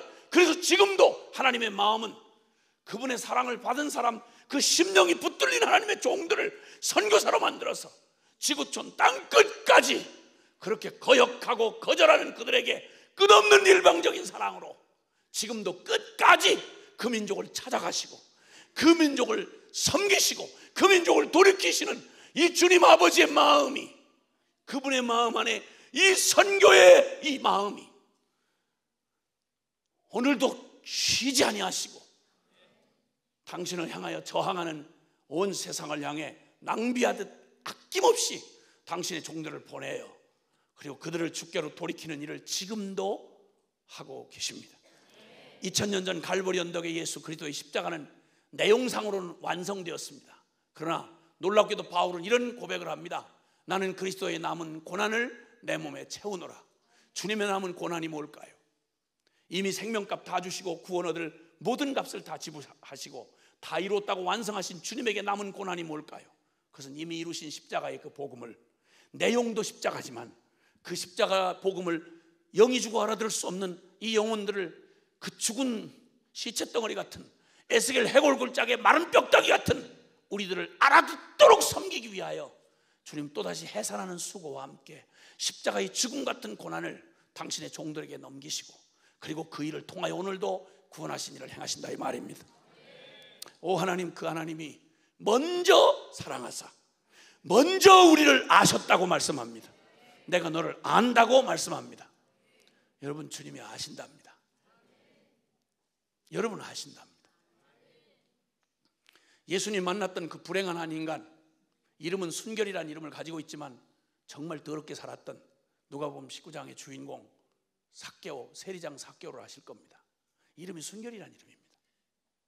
자기 동정에 자기 동족의 피를 빨아먹고 살던 죄인의 대명사로 쓰이는 게 세리인데 그 중에 세리장이었습니다. 양심이고 민족이고 다 말아먹은 사람입니다. 돈이 절대 가치였던 사람입니다. 그런데 그도 영혼 아닙니까? 채울 수 없는, 돈으로 채울 수 없는, 성공으로 채울 수 없는 기가 막힌 지독한 독한 외로움을 가지고 살았으나 죽은 것처럼 살던 이 군종 속에 완전히 외톨이로 버려졌던 삭개오, 혐오의 대상이고 저런 놈 그냥 아주 죽여 내던져도 아깝지도 아니할 그런 한 인간이 자기 속에 있는 목마름을 가지고 지나가는 예수님을 볼 길이 없으니까 뽕나무 기어 올라가서 얼굴에도 한번 보려고 하는 간절한 마음으로 하나님을 향해서 갈급한 마음으로 뽕나무에 매달려 있는 삭개오를 동네 사람 누구도 거들떠보지 않았습니다. 봤다 그러면 차라리 오히려 기환됐다면 그놈은 더 가까이 못 가도록 막았겠죠. 누구도 틈을 내주지 않았습니다. 지나가는 예수님을 잠깐 얼굴에도 가까이 볼 수 있는 기회마저 주어지지 않은 철저하게 외면당한 사람이었습니다.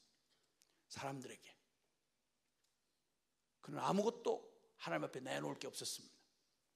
근데 주님이 놀랍게도 그의 걸음을 걷고 가시다가 수많은 군중에 떠밀려 가시다가 이상하게 자꾸만 뽕나무 쪽으로 가십니다.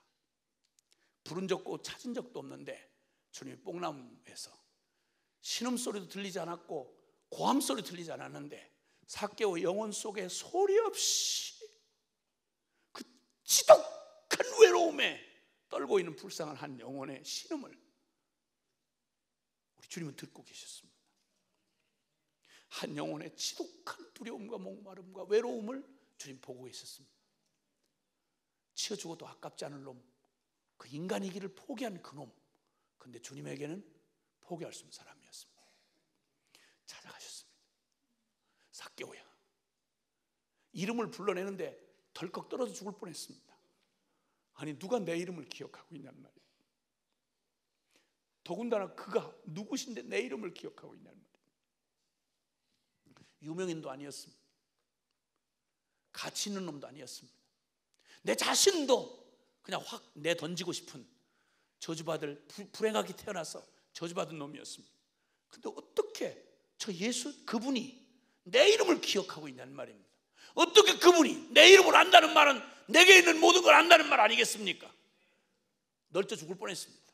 워낙 생존 본능이 뛰어난 사람이기 때문에 충격을 받으면서도 간신히 매달려가지고 그래도 안 떨어져 죽고 잘 걸어 내려오는 바람에 그래도 구원 얻을 수가 있었습니다. 정신을 차려야 됩니다.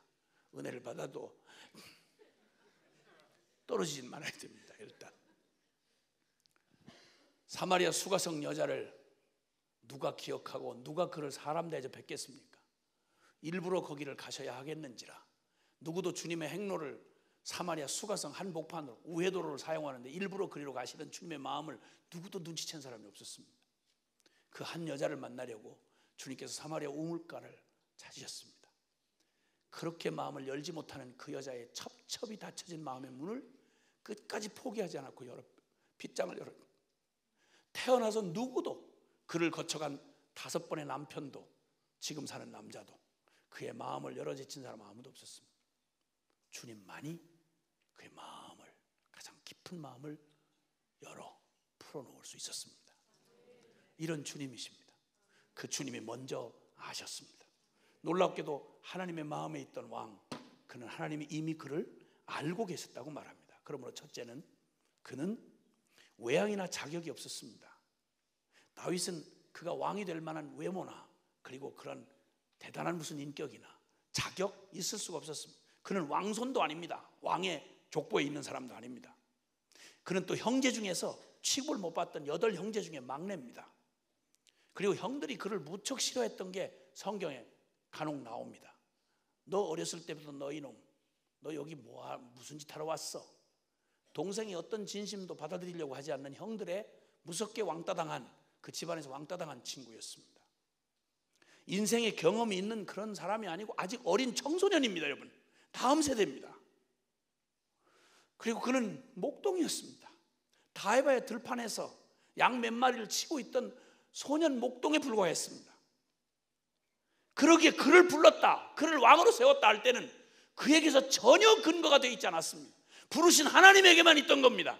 오 주님, 우리의 복음이 이 은혜인 것이 우리에게 소망입니다. 여러분, 자격으로 불렀더라면, 우리의 가능성을 보고 불렀더라면 누구도 하나님의 기준에, 거룩한 기준에 도달할 자가 아무도 없었습니다. 도저히 나는 안 되는, 나만큼은 틀려버린, 나는 소망 없는 나를 내게서 근거하지 않은 당 0.0001%도 내게 어떤 가능성을 두지 아니하시고 오직 하나님 부르시는 하나님이 일방적인 은혜로, 죄송하지만 따라합시다. 은혜란 받을 자격이 전혀 없는 자에게 거저 베풀어주시는 하나님의 일방적 선물이다. 아멘. 이 은혜라는 단어, 소망 없는 죄인들에게 복음이 주어지며 은혜의 복음이라는 말, 이 은혜라는 단어가 우리에게 주어진 게 사실 모든 것 되게 하는, 우리에게 주어진 모든 복을 부끄러움 당하지 아니하고 그 복이 전부 내가 복이 되게 할 수 있는 유일한 근거가 바로 은혜라는 단어인 것입니다. 나를 지으심도 그분의 은혜였습니다. 나를 부르심도 주님의 은혜였습니다. 그리고 나를 세우시고 보내시는 것도 주님의 은혜입니다. 다른 말을 할 수가 없습니다. 나의 달려갈 길을 다 갈 수 있다고 하는 확신의 근거도 나의 의지나 나의 각오나 나의 어떠함 때문이 아닙니다. 여러분, 주님의 은혜 때문입니다. 에베네셀의 은혜, 임마누엘의 은혜, 여호와 이레의 은혜. 할렐루야. 처음에도 은혜고 과정에도 은혜고 끝에도 은혜입니다. 내가 주저함 없이 그 땅을 밟을 수 있는 것도, 내게 주신 부르심 도대체 나로서는 감당할 수 없어 보이는데 그 일을 감히 주저없이 그 땅을 밟고 땅끝으로 나아갈 수 있는 것도, 부르심의 끝자리로 나아갈 수 있는 것도, 우리를 부르신 거룩한 삶이 내게는 불가능한데, 우리 다음 세대의 고민을 들어보셨지 않습니까? 은혜를 받고 돌아오면 그대로 안 사라지는 나 때문에 절망을 하다가도 십자가를 보면 내가 십자가 그래서 필요한 존재구나 하는 걸 어린아이 영혼에도 말씀하신 하나님이 밥을 이렇게 많이 먹고 나 아이를 이렇게 이빠이 먹었는데도 그걸 못 깨달으면 그놈의 인간은 그거 어떻게 하는 인간인지, 밥을 더 먹이는 수밖에 없다고 대답을 하지 마세요. 주님의 은혜가 있기에 우리에게 소망이 있는, 그래서 이 하나님이 세우신 하나님의 마음에 있던 왕은 그가 발탁될 만한 근거나 상황도, 그리고 나이로 보아도 그런 때가 아니었습니다. 누구도 그 가능성을 알아본 자가 아무도 없었습니다. 그를 향한 하나님의 계획을 아는, 그 비밀을 아는 자는 하나님밖에 없습니다. 저와 여러분에게 어떤 가능성으로 우리가 점검해 볼 만한 우리 가능성 때문에 우리의 비전을 갖는다면 그건 우리의 비전입니다. 그러나 하나님의 비전은 저와 여러분의 가능성에 있지 않습니다. 하나님 그분의 뜻에 있는 겁니다. 그분이 우리를 세우고자 하면 세우는 것입니다, 여러분. 그분이 높이는 자를 낮출 자가 없습니다. 그분이 여는 문을 누구도 닫을 자가 없습니다. 정말 여러분을 부르신 하나님, 꼬라지가 있든 없든 날마다 날이 갈수록 우리가 알게 되는 사실 한 가지는 어느 것 하나도 나는 맞는 꼬라지가 없다는 겁니다. 정신 못 차리고 어떻게 하다가 보니까 결혼을 했습니다. 여러분 말고 내 얘기하는 겁니다. 한 여자 하도 따라다니길래 미안해 결혼을 했는데 이건 사실입니다. 어쨌든 애를 5을 주셨어요. 처음에는 의기양양하게 제가 잘 키울 수 있는 줄 알았습니다. 시간이 흐를수록 난 아무것도 이들을 지켜줄 만한 힘이 없다는 걸 이름뿐인 애비라는 사실을 알게 되었습니다. 세월이 지나고는 점점 왜 그때 그럴 수밖에 없었나, 내 마음은 그게 아니었는데 근데 왜 그때 그렇게밖에는 될 수 없었나, 지켜주지 못한 자책감, 고작 한다고 잘 되라고 한 게 마음에 상처를 주었던 거예요. 힘껏 내 딴에는 믿음으로 키워보겠다고 한 게 시간이 지날수록 자꾸만 자책이 생기는 거예요. 돌아보면 옳은 게 하나도 없어요.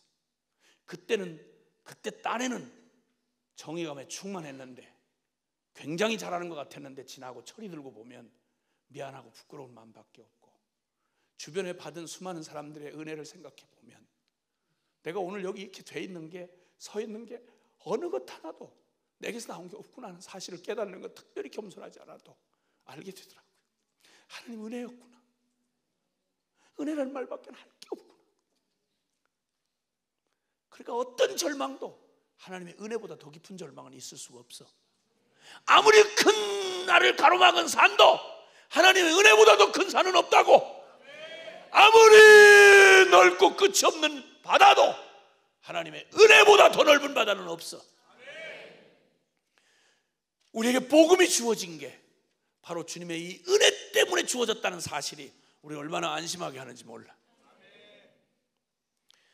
그 왕은 그에게 어떤 근거도 가능성도 없었어요. 좋은 가문도 그럴 만한 혈통도 아니었어요. 외모도 실력도 무르익어서 검증된 나이도 아니었어. 어린 소년이었어. 어설프기 짝이 없었어. 그런데 하나님은 그를 왕이라고 말하는 거예요. 그를 왕이라고 말하는 거예요. 오늘 여기서 우리 간증해 준, 그리고 오늘 예배를 인도해 준 우리 다음 세대를 누가 왕이라고 말하면 누가 그걸 믿겠냐고, 누가 그걸 알 수 있겠냐고. 근데 놀랍게도 여러분, 하나님 아니고는 결코 볼 수 없는 베들레헴 목동 소년에게서 하나님의 왕국의 이스라엘 왕을 보시는 하나님의 시선이 아니고는 누구도 볼 수 없는 비밀이 우리 주님에게 있단 말이에요. 도토리 씨앗 하나에서 세상을 덮은 숲을 보시고, 아브라함 한 사람에게서 하늘의 별, 바닷가의 모래 같은 하나님의 백성을 보신 하나님, 어설픈 형편없는 우리들을 하나님 선교적 존재로 부르시고 선교사로 부르시고, 내가 내 하나도 감당 못하는 나를 들어서 뭘 하겠다고 나를 부르시느냐 말이에요. 난 아무리 살펴보아도 절망밖에는 발견할 게 없는데 주님 말하는 거예요. 나를 통해 주님은 아브라함 한 사람을 통해 온 민족을 하나님 앞에 찬양하고 돌아오게 될 그 구원받은 수많은 무리들을 하늘의 별처럼 바다의 모래처럼 아브라함을 통해 바라보고 계시는 우리 주님, 그분이 바로 여러분 여기 앉아 계신 여러분 한 분 한 분을 통해서 주님은 열방을 보고 계신다 이 말입니다. 하나님의 영광을 보고 계신다 이 말입니다. 아무도 누구도 볼 수 없는 타락한 수가성 여인에게서 하나님께 목마른, 그리고 앞으로 수많은 목마른 영혼들을 돌아오게 할 순결한 영혼을 보고 계시는 우리 주님의 눈길에는, 우리 눈길에는 아무것도 속일 수도 없지만, 그러나 누구도 나는 아니다, 끝났다 이렇게 말할 자도 없다는 사실입니다. 이렇게 세워진 하나님의 전적인 은혜요, 하나님 그분이 오직 그분에 의해서, 은혜의 부름에 의해서 세워진 사람, 하나님께로부터 난 사람인 것입니다. 그럼 오늘날 주님 하나님께로부터 난 자인 우리를 어떻게 알 수 있습니까? 놀랍게도 하나님께로부터 난 자는 요한일서 5장 4절에 대저 하나님께로부터 난 자마다 세상을 이기느니라. 세상을 이기면 이것이니 곧 너희의 믿음이니라. 5절에 하나님께서 난 사람은 어떻게 알 수 있겠느냐? 예수께서 하나님의 아들이심을 믿는 자가 아니면 세상을 이기는 자가 누구냐? 예수께서 하나님의 아들이심을 믿는 자, 그가 하나님께로서 난 자란 말입니다. 오, 주님께서 우리에게 이 놀라운 비밀로 우리를 아시고, 그리고 하나님께로부터 난 저와 여러분을 입증하는 가장 확실한 하나님의 방법이 뭐냐면 성령께서 우리를 십자가로 이끄십니다. 그리고 거기서 죽은 나의 병든 자의 죽음을 거기서 함께 맞닥뜨리고 거기서 나 죽고, 그리고 이제는 그리스도 전 생명이 되어 그분이 나의 전부가 되시는 바로 십자가의 예수 그리스도를 만난 사람, 그는 내가 믿은 것, 내가 믿는 것 같지만 사실은 하나님께로부터 난 사람이라고 말하는 것입니다. 이 복음을 듣게 하신 하나님, 이 복음 앞으로 우리를 십자가로 인도하신 하나님, 그리고 그 복음이 나에게 실제가 되게 하신 하나님, 그래서 내가 죽고 내 안에 그리스도 살 이 생명의 고백 가운데 이제는 이전의 내가 아니요, 병든 자아가 아니요, 이제는 주님과 함께 죽고 다시 산 부활한 예수 생명이 전부가 된 바로 그 사람, 그가 바로 하나님께로부터 난 사람이다 이 말입니다. 할렐루야. 그 근거는 철저히 은혜인 것입니다. 내 꼬라지가 절망적인 꼬라지가 드러나거들랑, 와, 그래서 은혜였구나, 그러니까 십자가는구나 하는 진리를 알게 하시는 하나님의 은총인 줄 알고 얼른 십자가로 달려가십시오. 두 번째, 그 하나님이 보내신 바 된 그 왕은, 그는 하나님의 마음에 합한 자였습니다. 놀랍게 이게 어느 때에 하나님의 마음에 합한 자가 됐다고 말하는지 아십니까? 엄청난 영적인 수준에 도달했을 때, 나이 70, 80을 살고 난 때 하신 말씀이 아닙니다. 베들레헴 아직 15, 16세 되는 소년이었을 때, 우리의 다음 세대들을 주님이 보시면서 내 마음에 합한 자다 이렇게 표현하시는 거예요. 내가 이세 아들 다윗을 만나니 내 마음에 합한 사람이다. 오, 주님. 여러분, 놀랍게도 성경에 하나님께서 들어 사용했던 사람들의 나이 많이 먹고 인생 쓴맛 단맛 본 사람들 아닙니다. 여러분, 모세가 기껏 하나님의 말씀을 듣고 안내를 받았을 때는 엄마를 유모라고 그렇게 부르면서 그 품속에서 살았던, 기껏해야 몇 년 안 되는 엄마의 품속에 있던 시간이 다였습니다. 아주 젖되기 바로 직전의 어린아이였습니다.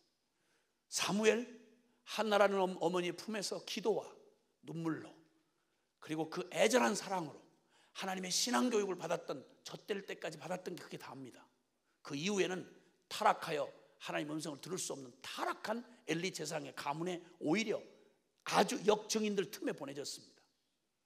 그런데 놀랍게도 그 어린 시절 젖될 때까지, 길게 해서 그때 당시에 젖을 오래 먹어도 6살, 7살 정도 된다는데, 여러분, 이때 어머니의 품속에서 그의 마음이 하나님 앞에 합한 자가 된 사람들이었습니다. 다니엘 어린 소년 적에 그의 눈으로 보는 그 비참했던 조상들의 하나님을 버린 그들의 운명이 어떠했는지를 철저하게 경험하고 이방 땅에 포로가 되어 끌려간 그가 거기서 마음에 어릴 때 작정을 합니다. 하나님 외에 다른 어떤 신도 섬기지 않기로, 조상들이 망한 전철을 밟지 않기로 하나님만이 자신의 왕인 것을 결정지은 게 어린 소년 때였습니다. 하나님의 마음에 합한 이 다윗은 어릴 때부터 이미 하나님의 마음에 합한 자로 하나님이 인정한 사람이었습니다. 한마디로 결론적으로 말씀드리면 하나님을 전부로 사랑한 자였습니다. 하나님을 마음을 다해서 사랑했습니다. 다른 여지를 둘 수 없이 온 마음으로 사랑했습니다.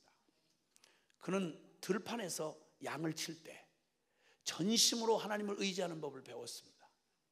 여러분, 광야 들판이라고 하는 걸 우리 한국 같은 이 수목이 우거진 산이 70%가 넘는 우리 한국에 사는 우리에게는 성경에 나오는 이런 광야를 배경으로 하는 이 사람들의 시적인 표현들을 우리가 다 알아들을 수가 없습니다.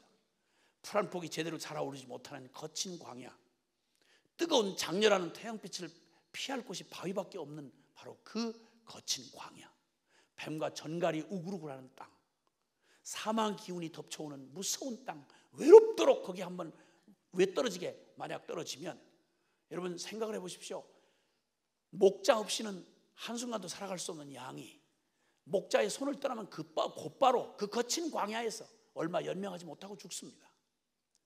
여호와는 나의 목자시니 내가 부족함이 없으리로다 라고 말했던 바울의 이 고백이 어떤 배경을 하고 하는 거 아니, 이 광야를 배경으로 하나님은 나의 목자시다. 그 막막하고 끝없는 그 광야, 버려지면, 목자 놓치면 끝나는 거예요. 무서운 짐승떼가 으르렁거리고 있는 바로 그곳, 이 들판에서 양을 칠 때 다윗의 고백을 이렇게 앞뒤로 이렇게 살펴보면 다윗이 가정이 좋은 배경이 아니었습니다. 형들에게 시기 질투를 받을 뿐만 아니라 아버지도 이 다윗을 소중하게 여기질 않았습니다. 그는 어디선가 시에서 노래할 때 부모는 나를 버렸으나 라는 표현을 씁니다. 그러니까 정말 지독하게 가정적으로 외로운 사람이었습니다. 근데 그가 들판에서 양을 칠 때를 사울왕 앞에서 한번 고백한 적이 있었습니다. 이게 남의 얘기로 들을 때는 별로 모르는데 내 자식이었다 생각하니까 가슴이 저미더라고요.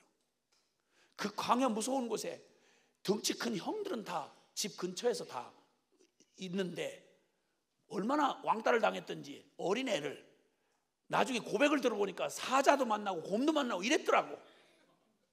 그런 들판이더라고. 그 들판이 그냥 감상적이고 목가적인 풍경의 들판이 아니란 말입니다. 풀을 찾아가려면 험한 곳을 지나서 풀 초장을 찾아가야 하고, 광야에 그렇게 무슨 물이 있는 그런 곳이 아닙니다. 물이 있는 곳을 찾아가려면 위험한 고비를 넘어서 양떼를 데리고 가야 합니다. 그러다 자기가 얘기를 하는데, 사울왕한테 고백을 하는데 이렇게 말해요. 내가 양을 몇 마리 치는데 많이도 아니었습니다. 양을 몇 마리, 이제 다 15, 16살짜리 청소년이 홀로 그 외로운 들판에서 가족들 보호를 받지 못한 채 하루 종일 그들과 함께 거기서 지내는데, 어떤 때 만약 사자가 자기 양을 돌아보다가 보니까 사자가 자기 양을 물고 가는 거야. 이러면 긴 생각을 할 수가 없었어요. 이 다윗은 긴 생각을 할 수가 없었어요. 사자가 물어가든 곰이 물어가든 일단 공격을 해오면 자기밖에는 의지할 데가 없는 양떼를 이렇게 보면 자기 처지가 생각나는 거예요. 의지할 건 이 어리고 보잘것없는 자기만 바라보고 있는 거야. 자기도 이 광야에서 아무도 돌아보아도 자기가 의지할 데가 없어. 살아계신 하나님, 그분밖에는 의지할 데가 없는 거야. 자기 처지가 생각나는 거지. 물려가는 양새끼를 포기할 수가 없는 거예요. 다짜고짜로 막 상관없이 막 쫓아가는 거예요. 그냥 가가지고는 막 사자한테 막 덤벼드니까 사자가 얼마나 놀랬겠어요. 사자 입장을 생각해 보라고. 아니 무슨 이런 미친놈이 다 있어. 아니 사람이 아무리 용맹스러워도 뭐 다른 걸 몰라. 그냥 달려들어가지고 사자를 맨입으로 찢었다 그래요. 내 아무리 묵상해봐도 사자 입이요, 몇 톤짜리 짐승을 이걸 그냥 물고 나무 위에다 올려놓는 입이에요. 그 입이 어마어마한 힘이에요. 이게 몇 톤을 막 끌어낼 정도로 엄청난 힘이에요. 그걸 이 조그만 소년이 무슨 삼손도 아닌 것이 거기다 갑자기 조그만 손을 갖다가 사자 입에다가 이렇게 넣고 찢으려고 이러니까, 양을 물고 있으니까 눈이 획 뒤집어지는 거야. 목자니까. 그러니 이걸 찢으려고 하니까 사자 입을 힘으로 찢었겠어요? 내가 생각해 볼 때 사자가 너무 기가 막히니까 뭐 이거 이러는 사이에 쑥 빠져버리고 턱이 빠져버린 거지. 그 턱이 쑥 빠져버려. 그래가지고 건져낸 거지. 곰이 만약 뺏어간다, 새끼를 뺏어간다, 볼 생각이 없었던 거예요. 그냥 막 정신없이. 놀라웠게도 예수님이 당신을 목자로 비유하실 때 주님 요한복음 10장에 그렇게 말씀하세요. 선한 목자는 양들을 위하여 목숨을 버리거니와 싹구는 제 양이 아니므로 늑대가 오면 이리가 오면 도망하느니라. 양을 그냥 먹잇감으로 주고 도망하는 놈 싹군이라는 거예요. 근데 선한 목자는 그럴 수가 없다는 거예요. 하나님의 마음을 배운 거죠. 하나님이 자기를 그렇게 버리지 않는 하나님인 걸 아는 거죠. 그 절박한 광야에서 그 외로운 시간에 하나님 나의 목자시니 그분 나를 버리지 않아. 나도 널 버릴 수 없어. 난 널 포기할 수 없어. 생명을 돌아보지 않고 달려들어서 결국 빼앗고야만 자신의 얘기를 하더라고요. 그때 하나님은 내 편이 되셔서 나를 모든 저 곰과 사자의 발톱에서 내 어린 양들을 지켜내도록 하나님 나를 도와주셨는데, 그까지 골리앗 그 뭘 두려워할 게 있겠냐는 말이죠. 요한복음 21장 15절 보니까 베드로에게 주님 물으시는 말이 있어요. 내가 나를 이 사람들보다 더 사랑하느냐? 물으시고 주님이 부탁한 말이 있어요. 내 어린 양을 먹이라. 주님은 당신의 생명 주고 사랑한 양을 다른 자에게 안 맡기세요. 신학적인 실력이 대단한 사람한테 안 맡기세요. 굉장히 외적인 조건을 잘 갖추면 다 맡기세요. 당신이 생명 주고 사랑한 그 양무리를 누구에게 맡기는 거 아니? 주님을 사랑한 사람에게 맡기는 거예요. 그러면 주님이 사랑한 그 양을 포기 못 하거든요. 내가 주님을 사랑하는데 주님이 생명 주기까지 사랑한 양을 나하고 직접 연관이 없다고 해도 어떻게 포기하겠어? 내가 사랑하는데 어떻게 포기하겠냐고, 어떻게 계산이 되겠냐고.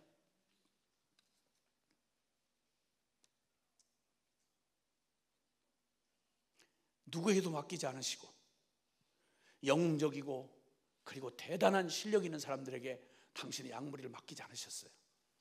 주님이 물으시는 그 질문에 운명처럼 대답하는 사람들, 네가 이 사람들보다 나를 더 사랑하느냐? 그렇게 물으면 주님한테 예 주님, 제가 주님을 사랑하는 줄은 주께서 아시나이다.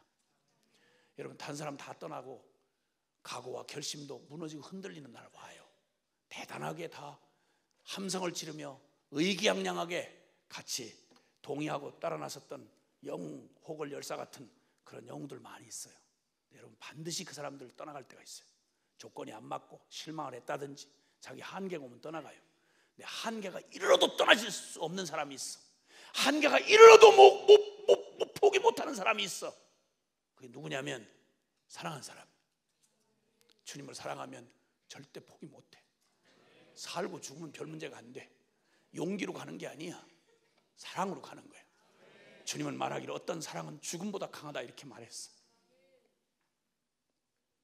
언젠가 나눴던 말씀처럼 인도의 한 선교사가 되는 일도 없고 너무 어려워서 다 때려치고 그만두려고 가방을 다 싸가지고 선교고 뭐고 도대체 되는 일이 없으니까 야, 난 틀렸나 보다, 아닌가 보다, 뭐 어디 응답도 한번 해주신 적도 없고, 그래서 이제는 더 이상 뭐 하나님이 이제 나타나서 말린데 난 소용없습니다. 나 이제 갑니다. 트렁크 다 싸고서 이제 그리고 떠나려고 빌미거리만 구실만 찾으려고 기다리고 있는데 주님이 더 이상 저거 할 수 없는 마지막 날에 주님이 나타나셔서 그 여선교사한테 이렇게 묻더랍니다. 예, 딸아, 네가 하여튼 선교사 못 해먹겠다는 거 나도 좀 이해는 간다. 가만히 보니까. 그런데 그래도 한 가지 내가 너한테 좀 묻고 싶은 게 있다. 너 여전히 선교는 다 말아먹고 지금 이제 다 틀렸고 이제 소망도 없고 하니까 다 끝장난 지금 너 올 때도 나 사랑한다고 해서 왔잖니. 근데 지금은 일이 다 끝났고 다 끝장났으니까 이제는 이런 상황인데 너 그런데도 불구하고 나를 사랑하니? 가만히 생각하니까 속상하고 짜증나고 선교 다 말아먹고 이제 끝내야 되는 것도 사실이지만 그런다고 주님을 사랑 안 한다고까지는 할 수 없더래요. 그래서 짜증나지만 사랑이 하죠 뭐 이렇게 대답을 했대요. 그랬더니 주님이 그 고백을 받으시고는 이렇게 물으시더랍니다. 야, 사랑하는 딸아, 마지막으로 하나만 더 묻자. 그러면 야, 나는 네가 도저히 더는 사랑할 수도 없고 더 할 수도 없고 그냥 다 그만 때려치기로 마음을 접은 이 인도 땅에 영혼들을 도저히 두고 난 떠날 수가 없구나. 그러면 네가 사랑한다는 나는 이 영혼들 때문에 도저히 떠날 수가 없는데 너는 사랑하는 나를 두고 떠날 수가 있겠냐고 그렇게 물으시더래요. 그런 식으로 물으면 사람을 어렵게 하는 거죠. 그래서 결국은 사랑하는 주님을 거기다 두고는 못 떠나겠더래요. 그래서 또 울며 불며 트렁크 다 풀고 다시 거기서 선교사를 한다는 선교사의 이야기를 들은 적이 있었습니다. 그는 양을 칠 때뿐만 아니라 그는 그가 사랑하는 하나님의 이름이 모욕을 당할 때는 뒤돌아볼 여지가 없었습니다. 다윗, 그는 그 생애에 자신이 모독을 당하는 건 괜찮았습니다. 아시겠지만 여러분, 압살롬이 반란으로 도망갈 때 시므이라는 그 죽은 개만도 못한 놈이, 그놈이 막 왕인데, 아직도 왕인데 전쟁을 못해서가 아니라 자식하고 싸울 수가 없어 피하고 가고 있는데, 근데 욕을 해가면서 이미 전쟁 끝난 것처럼 왕이 폐위된 것처럼 이놈이 막 너무 겁없는 간이 배 밖에 나온 짓을 했죠. 왕한테 돌을 던지면서 이 깡패 자식아, 이 비루한 자식아, 가거라 꺼져라 이 자식아 이러면서 현직 왕한테. 그 옆에 성경이 따로 기록한 사람들이 있는데요, 다윗의 신복들이 어떤 사람이냐면 전부 영웅들이에요. 그냥 어떤 사람은 물맷돌 솜씨가, 이게 물맷 딱 던질 때 팔이 왼쪽 눈 그러면 딱 맞는 거예요. 그냥 그 정도 실력이, 저 멀리는 팔이 왼쪽 눈을 맞춘다 그러면 딱 맞을 정도로 그렇게 물맷돌 실력이 대단한 사람들이란 말이에요. 그러니까 길게 갈 것도 없고 물맷돌 해가지고 그 아가리에다가 딱 그냥 이렇게 딱 집어넣으면 그냥 끝나는 거야. 옆에 있다가 도저히 마음이 아픈 신하가, 왕이요, 죄송하지만 잠깐만, 길을 길게 지체할 것도 없습니다. 잠깐만 가서, 저희가 견딜 수가 없습니다. 그들이 목숨같이 사랑하는 사람이거든요, 이 다윗 왕이. 이 신하들은 다윗 왕을 위해서라면 뭐 지체할 것 없이 그냥 목이 몇 개라도 그냥 막 기꺼이 내놓을 수 있는 충신들이거든요. 전쟁터를 그냥 막 휘잡는 영웅들이거든요. 이런 사람들이 수십 명이 지금 가고 있는데, 다윗이, 현직 왕이 그 더러운 그 인간 같지도 않은 놈의 모욕을 있는 대로 받으면서도 그냥 고개를 묵묵히 하고 그냥 걸어가는 거예요. 왕이요, 잠깐만 지체 길게 할 것도 없고 제가 잠깐 사이에 저 머리하고 몸을 분리하고 오겠습니다. 저놈이 계속 저게 소리가 이게 연결이 돼 있으니까 자꾸 소리가 나와서 안 되겠습니다. 잠깐만 분리하고, 잠깐만 뭐 지체하실 거 없고 잠깐만 분리하고 오겠습니다. 한 번만 허락해 주십시오. 다윗이, 아서라, 하나님이 허락 안 하셨으면 저렇게 할 수 있는 일이 아니지 않느냐. 하나님이 허락했다면 받아야지. 내가 누군데, 죄인 놈 아이가, 받아야지. 만약에 내가 저지른 것보다 조금 더한 게 있다면 우리 의로우신 나의 하나님은 이 억울함 까닭에 나에게 갚아주실 거 내가 믿는다. 이런 사람이 다윗이었어요. 이런 사람이.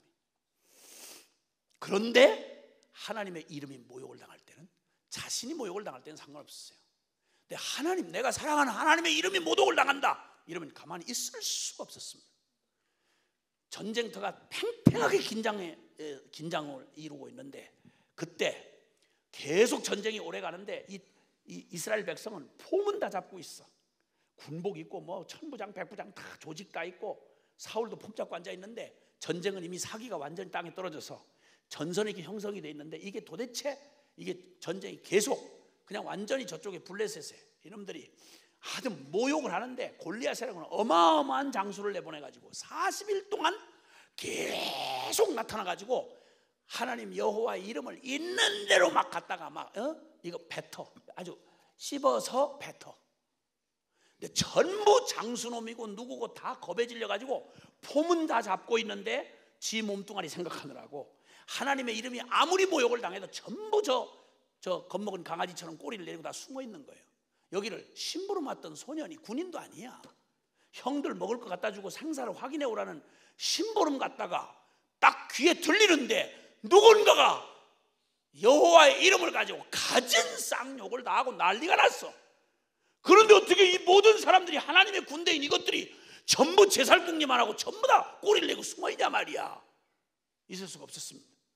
그냥 이걸 어떻게 가만히 있을 수 있냐 이거야. 그 나중에 정이 안 되니까 그는 군인도 아니었고 천부장도 아니고 백부장도 아니었어.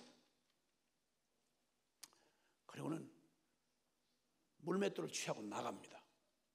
하나님의 이름이 모욕을 당할 때는 뒤돌아갈 여지도 없고 죽느냐 사느냐 이런 걸 생각할 겨를도 없었어요. 눈이 확 뒤집어지는 겁니다.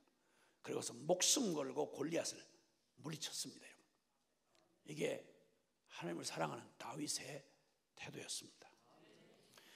그리고 그는 하나님이 세운 권위에는 목숨 걸고 충성했습니다. 심지어는 자기를 죽이려고 시기 질투하다 미친 귀신 들린 왕 사울에게조차 끝까지 하나님이 세운 권위라는 겁니다. 하나님이 기름 부어 세웠는데 내가 감히 어떻게 그를 할 수 있냐는 거예요. 하나님, 그분은 나의 왕이신데 한 번도 다윗은 그의 일생 가운데 그는 자신이 왕이라고 생각하지 않았습니다. 어느 때나 진정한 이스라엘의 왕은 자신의 진정한 왕이신 하나님이셨습니다. 그가 왕이 아니었습니다.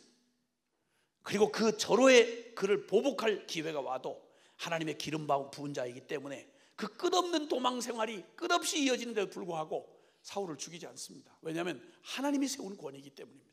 절대 하나님의 선, 하나님의 권위로 말씀 딱 선을 그어놓으신 것을 넘어가 본 적이 없어요. 왜냐하면 사랑하니까. 법을 지키는 건 여러분, 법이 무서워서 지키는 사람은 조건과 상황만 딱 변명만 생기면 얼마든지 법을 역으로 이용할 놈들입니다. 그런데 사랑하는 사람은 아무리 범할 만한 명분이 주어져도 절대 넘지 않습니다. 왜냐하면 사랑하기 때문에. 주님을 사랑해서 그는 주의 계명을 지켰습니다. 그래서 주님도 말하기를 모든 율법의 크고 첫째 되는 계명은 바로 사랑이라. 마음과 뜻과 정성과 목숨을 다하여 주 너의 하나님을 사랑하고 이웃을 내용같이 사랑한다면 계명 조건 다 몰라도, 계명을 몰라도 당연히 계명을 지킬 수밖에 없는, 그래서 모든 율법의 완성이 사랑이라고 주님은 말씀합니다. 그는 범죄하여 넘어졌을 때에도 여전히 그는 존재적 죄인이기에 그가 유혹을 이기지 못하고 넘어졌을 때 범죄를 해도 우리는 보통 반응이 내가 어떻게 이 형벌을 안 받고 어떻게 하면 이 두려운 징벌을 안 받고 내가 넘어가는 데 관심이 있지만 다윗은 그렇지 않았습니다. 그가 범죄하고 그 사실을 자기 안에 깊은 도전을 받고 돌이킬 때 그의 관심은 다른 게 아니었습니다. 매 덜 맞는 데 있는 게 아니었습니다. 그는 주님의 손에서 조건을 걸고 너 이방인의 손에 너를 내 던지랴 아니면 내 손에서 더 흠하게 맞을래, 그러면 매 경중을 따지지 않았습니다. 주님, 나 주님의 이름으로 일컫는 자인데, 하나님의 이름으로 일컬음 받는 자인데 이방인의 손에 맡기지 마십시오. 아파도 주님 손으로 맡고 싶습니다. 아파도 그게 더 힘든 매라도 난 주님에게 맡고 싶습니다. 그리고 그는 기도하면서 시편 51편에 이렇게 말합니다. 주여, 주의 성신을 내게서 거두지 마옵소서. 나를 다시 한번 회복시키사 하나님 당신을 향하여, 이제는 당신을 향하여 제단을 쌓을 수 있도록 예배할 수 있는 이 특권을 제게서 뺏지 마십시오. 나에게 다시 한번 기회를 허락해 주셔서 주님 성령을 내게서 거두지 마시고, 주님 나를 떠나가지 마시고, 내가 얼마나 매를 덜 맞냐 더 맞냐 관심이 있는 게 아니라 주님 내가 회개하오니 오직 바라는 건 나에게서 주의 얼굴빛을 돌리지 마시고 주님 나를 다시 한 번만 나를 용서하시고 이전의 그날처럼 내가 주님을 사랑하고 달려갈 수 있도록 주님 나에게서 그 인자를 거두지 마시고 내 성령을 내게서 거두지 마시고 주님 나를 당신 앞에서 밀어내지 마시고 나를 다시 용서하사 당신에게 다시 즐거움의 제사를 드릴 수 있도록 그 은혜를 허락해 주옵소서. 그가 원하는 건 관계였습니다. 하나님의 영원한 사랑 안에서 끊어지는 걸 가장 죽음보다 더 두려워했던 사람이었습니다. 그리고 그는 추상적이거나 관념적이거나 종교적이거나 이론적인 그런 하나님은 그에게 없었습니다. 이제 말씀을 마무리하려고 합니다. 하나님은 다윗 그에게 있어서, 하나님의 마음에 있던 왕 그 다윗에게 있어서 하나님은 그의 노래였고 시였고 일상이었고 고난이었고 영광이었고 삶과 죽음의 모두의 진정한 왕이셨습니다. 하나님은 그의 지혜이며 용기이며 전장에서든 왕자에 앉아있을 때든 그는 이렇게 말합니다. 나의 힘이 되신 여호와여, 내가 주를 사랑하나이다. 주님 없이는 나는 새끼손가락으로 들 수가 없습니다. 주님 없이는 내가 한 걸음도 나아갈 수가 없습니다. 그러나 주님 안에서라면 나는 어떤 것도 두려워하지 않습니다. 왜냐하면 내가 하는 거 아니니까. 나의 힘이 되신 여호와여, 내가 주를 사랑하나이다. 여호와는 나의 목자시니 내가 부족함이 없으리로다. 이건 잘 풀릴 때, 성공했을 때 한 말이 아니었습니다. 내가 사망의 음침한 골짜기에 있든 원수의 목전에 내 던져져 있든 어떤 상황에 어떤 환경에 주님이, 어떤 때는 주님의 손길이 느껴지지 않는 그런 광야 한복판에 외롭게 내던져 있는 모든 순간에도 나는 감히 노래할 수 있다. 여호와는 나의 목자시니 내가 부족함이 없으리로다. 그에게 주님은 단순히 문제 해결사가 아니었습니다. 그분의 주님은 단순히 위로가 아니었습니다. 그분의 주님은 그에게 단순한 공급이 아니었습니다. 그 하나님은 그의 존재였습니다. 그분이 없는 그는 말할 수가 없었습니다. 그래서 그는 말합니다. 여호와는 나의 반석, 피할 바위, 요새, 막루, 방패, 피난처, 구원, 산성. 할렐루야. 이 다윗에게 주님은 그의 삶의 어떤 순간도 주님을 빼놓고 고백할 수 있는 그런 삶이 없었습니다. 그에게는 생생한 현실이었습니다. 주님은 그가 먹는 하루의 양식보다 더 생생한 주님은 그의 힘이었습니다. 그의 호흡이었습니다. 그의 기쁨이었습니다. 다른 게 다 사라져도 주님이 함께하고 있다는 사실만 생각하면 언제든 툭툭 털고, 그런 없어진 모든 비극적인 환경보다 더 중요한 건 그와 함께하는 주님이었습니다. 이 놀라운 주님이 결론적으로 말하면 무엇보다도 다윗에게 있어서 그의 왕은 영원한 하나님 여호와, 그가 그의 진정한 왕이셨습니다. 할렐루야. 하나님은 이 놀라운 이 왕을, 주님께서 사울을 폐위시키시고 참 진정한 왕을 모시는, 그러니까 다윗이 왕이 아닌 다윗을 왕으로 세웠다는 말은 이스라엘 모든 사람들의 왕, 진정한 왕이 다윗에게 그런 한 것처럼 그들의 진정한 왕은 여호와 하나님이셨습니다.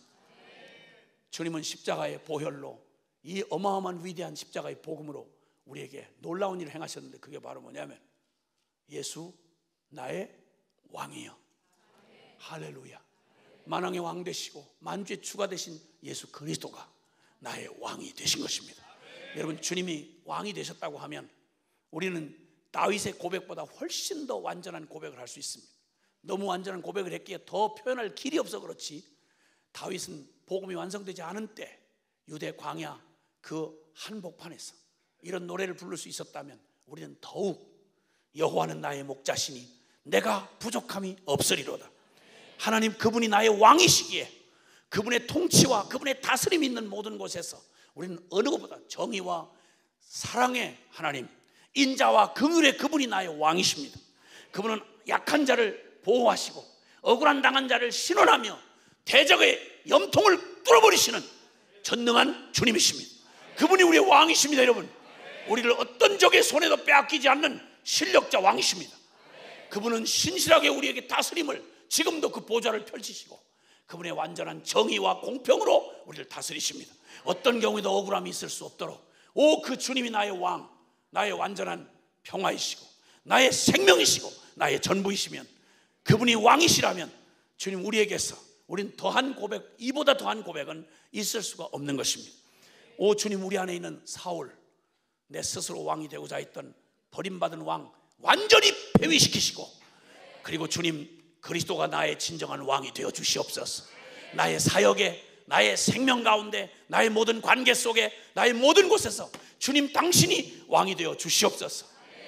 여러분, 이 놀라운 왕이 되시기 위해서 우리에게 오신 그리스도를 여러분 진정 왕으로 모셨습니까?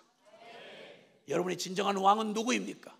여러분 마음에 원하는 왕, 사울 같은 결국은 미친 귀신 들린 왕으로 불순종의 아들들 가운데 역사하는 자아의 왕 노릇하는 이 사울의 왕권은 폐위될 뿐만 아니라 그러면 사라져야 합니다.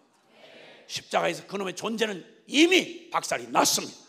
그리고 이제는 그리스도 영원하신 왕 되신 주님이 하나님의 마음에 있던 왕, 그 왕이 우리의 진정한 왕으로 좌정하실 때 주님께서 우리에게 샬롬을 말하실 수 있는 겁니다. 야훼 샬롬으로 오신 분이 예수 그리스도, 우리의 왕이신 우리 주님이십니다.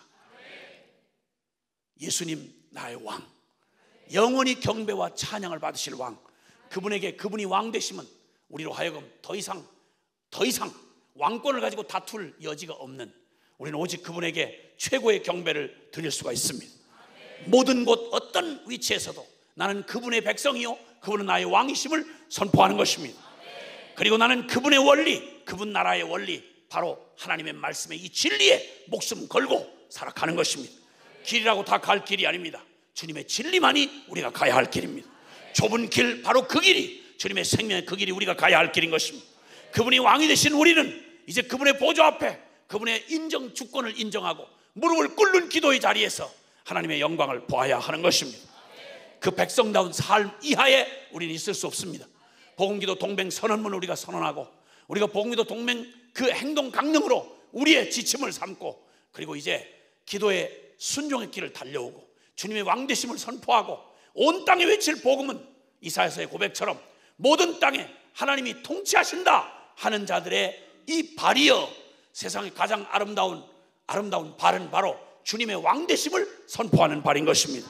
이 일을 완전히 이루신 십자가의 복음으로 온 땅을 무릎 꿇리고 그리스도 앞에 나오게 하고 평화의 왕, 정의의 왕, 그리고 영원한 왕이신 주님의 왕됨을 선포하는 이 복음의 행렬은 중단 없이 지속되어야 합니다. 그 일을 가장 이 땅에 현저하게 이루시는 하나님의 역사를 위해서 우리는 기도 2435를 10년째 달려오고 있습니다. 그리고 12월 6일 날 바로 이곳에서 완주 감사 예배가 드려질 것입니다. 이때 왕의 군사된 여러분 모두를 초대합니다. 할렐루야. 하나님이 그분의 왕되심을 가장 뚜렷하게 드러내는 자리, 바로 우리 기도의 자리인 것입니다. 기도의 능선에서 하나님의 복음을 영화롭게 하는 하나님의 정인들로 일어서십시다. 우리의 다음 세대들을 보십시오. 하나님께서 내가 한 왕을 이미 보았느니라. 오늘 주님은 오늘 여기에 있는 우리의 다음 세대를 향해서 하나님께서 내가 세운 한 왕을 보라 라고 말씀하실 수 있는 겁니다. 할렐루야.